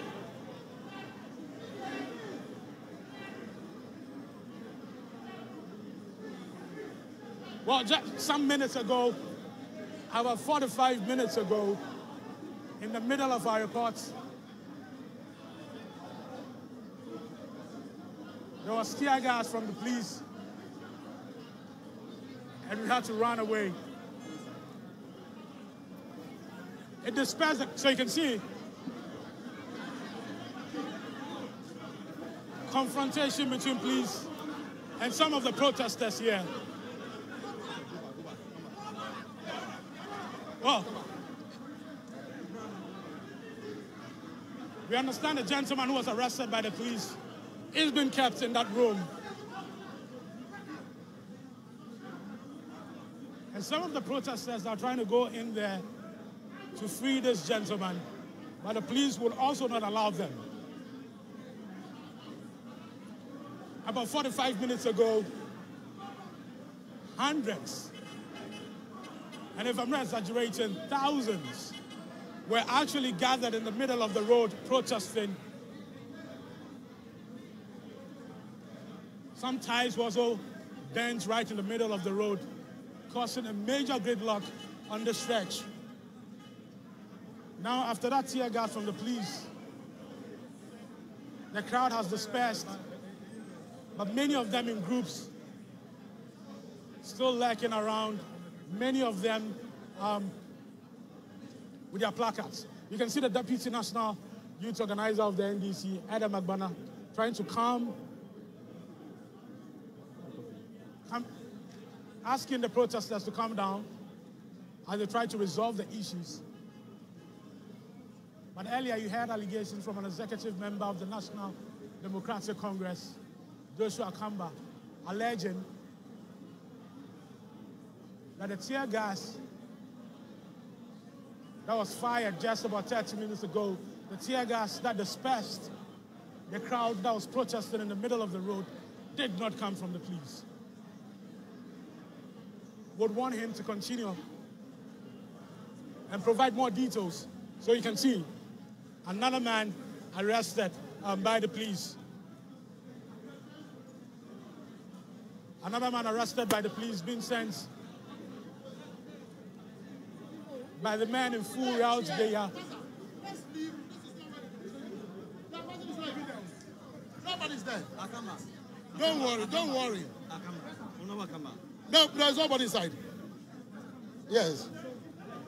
Ruling, the demonstration was supposed to start at 8. Have you seen a court ruling? Have you seen a court ruling? Lawyer, have you seen court ruling? The court ruling. Me, I haven't seen the court stay. ruling. So what is your problem? My name is George Lo. Had a court ruling yesterday. Which court ruling are you talking about? We're told that we have the stayed demonstration the ruling. Listen, We have stayed the ruling. A stay of execution means that whatever ruling the judge has given has been put on hold. So far as we are concerned, we are operating on the original agreement we had with the police. Because what they went to court to get and the ruling that the court gave is in abeyance. So please, let's understand this simple thing and stop all these misinterpretations that they can. Assuming without admitting that stay of execution is applicable or it's in effect now, you had meetings with the police and they told you that the demonstration cannot go beyond 4 p.m. By law, we are supposed to notify the police and agree with them on a route. They cannot so moto decide that we should take a particular route or go in a particular manner. We are the citizens of this country and power resides in our hands. The police, by law, are mandated to do what? To guide us and protect us. You see, the police is not supposed to direct us as to how to express our feelings. But you cannot go towards the ring road. I am saying that I don't want to overplay this thing. I'm saying that there is a stay of execution. We only know that you've applied. Please, please. If you see, don't let's enter into legal arguments. You will not understand me. I am saying that per the rules, when you file for a stay, in other fact, well, so that's George Lo. He's one of the lawyers for the NDC. And many of the NDC executives who we've been speaking to have been making the same point. They've been making the same arguments. And that the organizers of this demonstration, the Arise Ghana demonstration, have filed for a stay of execution. And they are saying that that means that the court's ruling yesterday, the ruling from the court yesterday that the demonstration would have to start at 8 a.m. and end at 4 p.m. And that the route that they are supposed to use is to go towards the Independence Square, not to use the ring road, cannot be, implemented. And that's what they are saying, that in fact, they say there's a stay of execution on that particular ruling. So as it stands right now, they claim that they are operating within the remit of the law. So that's George Lo, one of the lawyers for the organizers of this demonstration. And as you can see, one of the executives of the National Democratic Congress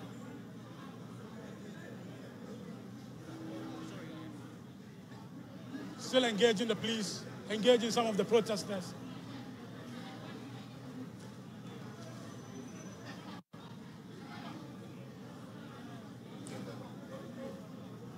Some minutes ago, though,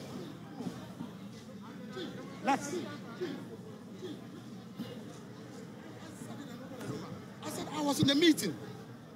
The said we decided that we'll do it till 10 o'clock. Then the next day before the thing, you go to court. Bad faith. Who is remote controlling somebody? It's wrong. So far, the police have done so well. You understand? They can't just use this one to mess all the good things that they have done. All they were supposed to do is to follow us. So you see that people have taken advantage of it and they've thrown stones. Imagine you, yeah, where you and I were. I saw you, and the stones were coming. Imagine if I hit your head. You're not wearing any protective gear. So what is that necessary? That is when they threw, and some of our people got help. I saw somebody say, I saw this bullet hit a guy's hand, and then I rushed him to the ambulance. Then multiple of them started running there with stone cap. You therefore say that the police started throwing the stones? You just saw that some of the guys are agitating that he has a picture of a guy they suspected to be a policeman who threw the stone. But this man, he was there. He saw tear gas that dropped, that didn't explode. Mr. Akamba, the ones who were throwing the tear gas. Mr. Akamba, wouldn't you still make your point known if you use the routes that the police is asking you to use? No, we won't do it. We'll stay. Why? Why? Because we had agreed. Was that an agreement? Won't your demonstration achieve the same purpose? There. See, so this one has it not achieved the purpose? The throwing a chaotic purpose. I'm saying that this one I condemn. Achieved a chaotic purpose. Yeah, that's why I said I condemn. Listen, I did. You see my eyes? I mean, good. Yeah, but you see, it's good for democracy. We need to fight and get you. Listen, Ahmed Swale. He's been murdered till today. You people cannot do anything about it. So you and I will suffer this together. That's Ahmed Swale's God punishing you now. The tear gas that went into your eyes, Ahmed Swale's God is punishing all of you because you refuse to fight for him. So we will come and stay with you. There's been when we come and stay with you, when they come and stand here with you, and they throw the stone and they hit me and you, Ahmed Swale's God is punishing us. So tell me, what's going to happen now? What's the next line of action? You want me to tell you our next strategy? Yeah. Amen. Still protesting tomorrow is amen. Tomorrow is amen. Amen. Amen. Are you coming tomorrow? Yes, we are coming tomorrow. No, we are using, I know you know the route. So we are using the route where we are going. Don't worry. So either what you want, Mr. Akamba, let's try and get Judge Lowe. Judge Lowe is lawyer for. So, counsel, tell me, what are you going to tell the organizers? What would be your advice to the organizers? Should they still continue with the protest? Should they come back tomorrow? What would be your advice? Well, as you have said, the organizers will have a quick meeting, after which we will.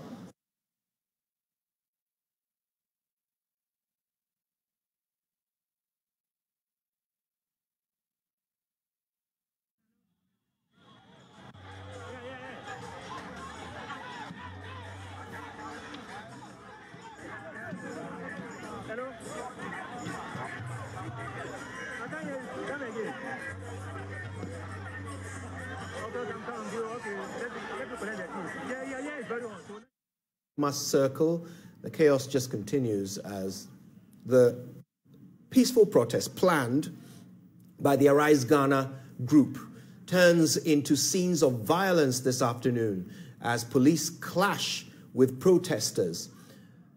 We have evidence of tear gas being fired. We have evidence of rubber bullets being fired.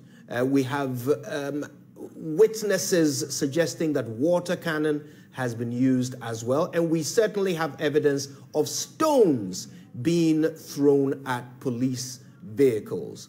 It turned into a free-for-all, and the police had to disperse the crowd. They are not completely dispersed. There are still 1,000-odd people hovering in groups all around Kwame Nkrumah Circle as the intention is communicated by leadership that they are not going to leave the scene. They say they are going to continue this demonstration. It's already past 4 p.m. when it was meant to end. We're almost at 5 p.m. and the crowd remains. There are images on your screen right now of injured people following the clashes. And of course, we are hearing that there were ambulances that had to come and cart people away from the scene. You're looking right now at images of protesters pelting the riot vehicles with stones. It is a hail of stones that are being hurled at this particular riot vehicle on your screen. Police water cannon also making its way in there. So there was a lot of this going back and forth. The police also fired rubber bullets at the crowd, and also tear gas was released. Now we can go back and hear from Sam George. I believe he spoke earlier.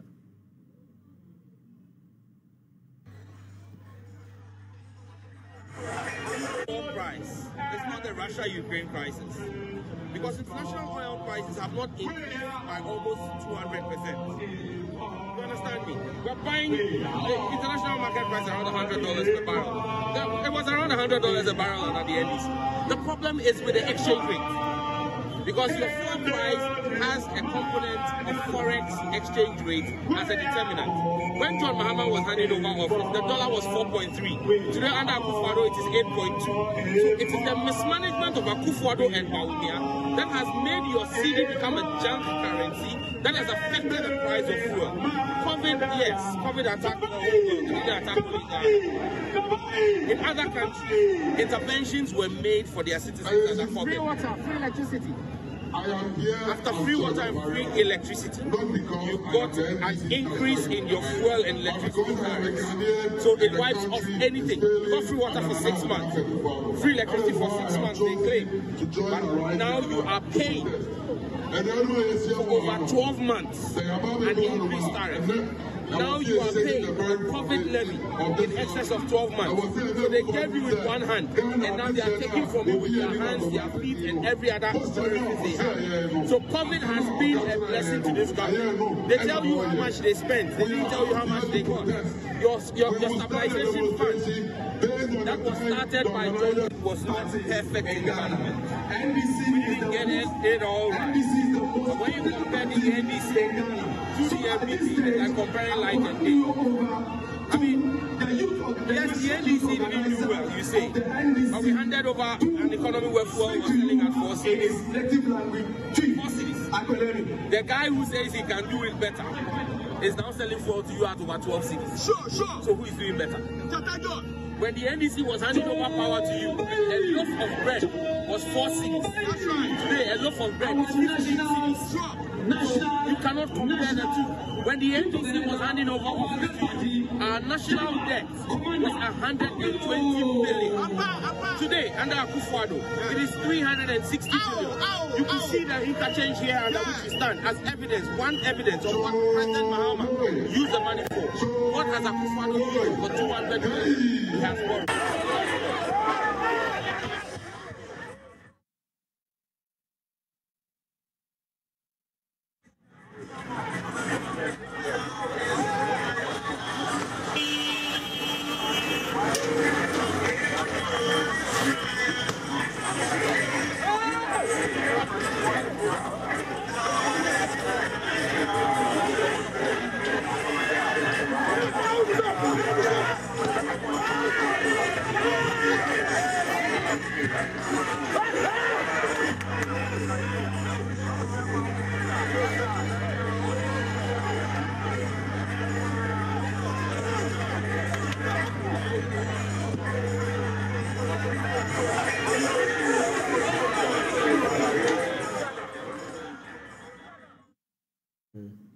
Right, so that was Sam George speaking earlier to our man Manuel Coranting, who was at the protest site. Now, just before Manuel was relieved by Maxwell Agbagba, we heard him have an interaction with some of the protesters, including Mr. Akon Gun. Now, that interaction was not, we didn't have the visuals to go with it, we just listened to the audio. And following that, we had an interview with Mr. Adam Bona, who expressed disappointment in Mr. Akon Gun, accusing him of intimidating our man Manuel Coranting. We have since spoken to Manuel Kranting, who says that it was not Mr. Akogan who was speaking to him in that intimidating voice, but some other protester who was doing so. In fact, it was some members of the protest who were protecting Manuel from being manhandled by others. But we're joined now by Mr. Akogan, obviously seeking to clarify some of these events. Mr. Gunn, thank you for your time. Good afternoon. Do we have Mr. Gunn on the line? Right. It would appear that we might have to attempt to reconnect with Mr. Akogan. But yes, some clarity there. It was not Mr. Gunn who was speaking in that intimidating manner to Manuel Kranting, who, of course, is able to handle himself completely in such situations and was benefiting from the protection of some members of the protest anyway. These events are fast evolving. We'll continue to bring you details as they unfold right here on The Pulse. I believe we can actually say a big thank you to all of you for staying with us all the way through. It's almost 5 o'clock, but we do have Mr. Akogan with whom we can end the show. Mr. Gunn, thank you for your patience. Thanks for joining us. Thank you very much. And I think that I don't have much to say, looking at the way you just reintroduced the topic. I think that I am grateful because when I had a few calls, you know, that the Dr. FM is accusing me or Adam Bona, one Adam Bona is accusing of intimidating or harassing Joy FM and all that. But with the clarity that you brought on, I don't think that I have much to say again. That's all I can say. Very well. Thank you very much for speaking to us. Mr. Akogan, yeah, Mr. Gunn is one of the leaders of today's protest at Kwame Nkrumah Circle, the protest which started peacefully but turned into a free-for-all with tear gas and rubber bullets and protesters firing stones, pellets, and other missiles at police officers and vehicles. We're going to go back live now to the Kwame Nkrumah Circle where these events continue to unfold. Maxwell is live there with the very latest. Maxwell, what have we missed?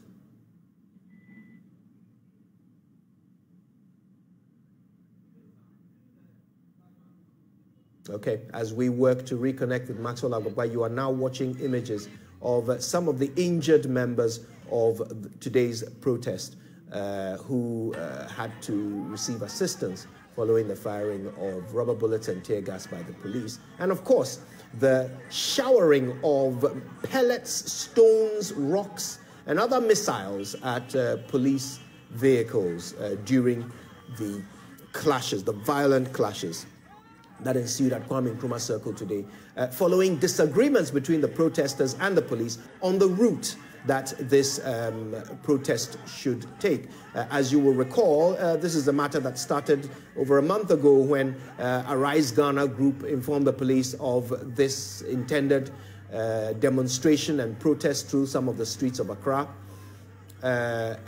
Indeed, what ensued today is a result of something that went all the way through the court system and finally ended in a disagreement on the grounds, which led to this violence. I believe we have Maxwell Agbagba now. Maxwell, what have we missed?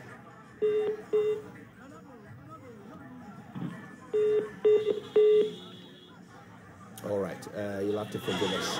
We are struggling to regain the connection with Maxwell Agbagba. He's right there in the center of things, so as you can imagine, it's not the easiest situation to coordinate. But he's there for us to bring us every detail as it unfolds, and so we will be reconnecting with him for the very latest in this unfolding saga. It started, and I believe we have Maxwell now. If we're fortunate enough, we will be connecting with him to give us what's been happening. But we've heard from several of the leaders of this protest who give an alternative narrative to what the police has put out on social media. The police putting out some expression of disappointment in the protesters for injuring them, even though they were there to protect these same protesters. The protesters in response are saying that, well, it was an act of bad faith on the part of the police to disagree or disallow the originally agreed route, bearing in mind that the protesters had secured or applied for a stay of execution on the court ruling that determined that the protest must start this morning and end at 4 p.m. The protesters say that they got a stay of execution on that ruling, and so they expected that this would revert things to the original agreement with the police, which should have allowed them to go all the way to Jubilee House following their original route, and then reconvene tomorrow for day 2 of the protests. Eventually, they suggested what they called a compromise, which was to execute day 2 on day 1. But the police apparently told some of the leaders, according to them, that there's an order from above for them to refuse that compromise. Eventually, things turned violent, and you are seeing on your screen right now the violent after effects of the breakdown of this negotiation. Maxwell Agbagba is there for us. I believe we can connect with him now. Maxwell, if you can hear me, what have we missed? What is missed? About 45 minutes ago, we had hundreds of people gathered right under the special interface here. Many of them are making it impossible to do so, going to the central business.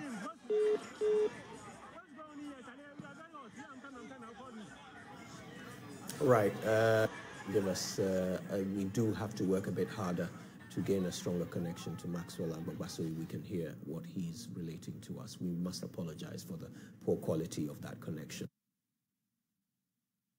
And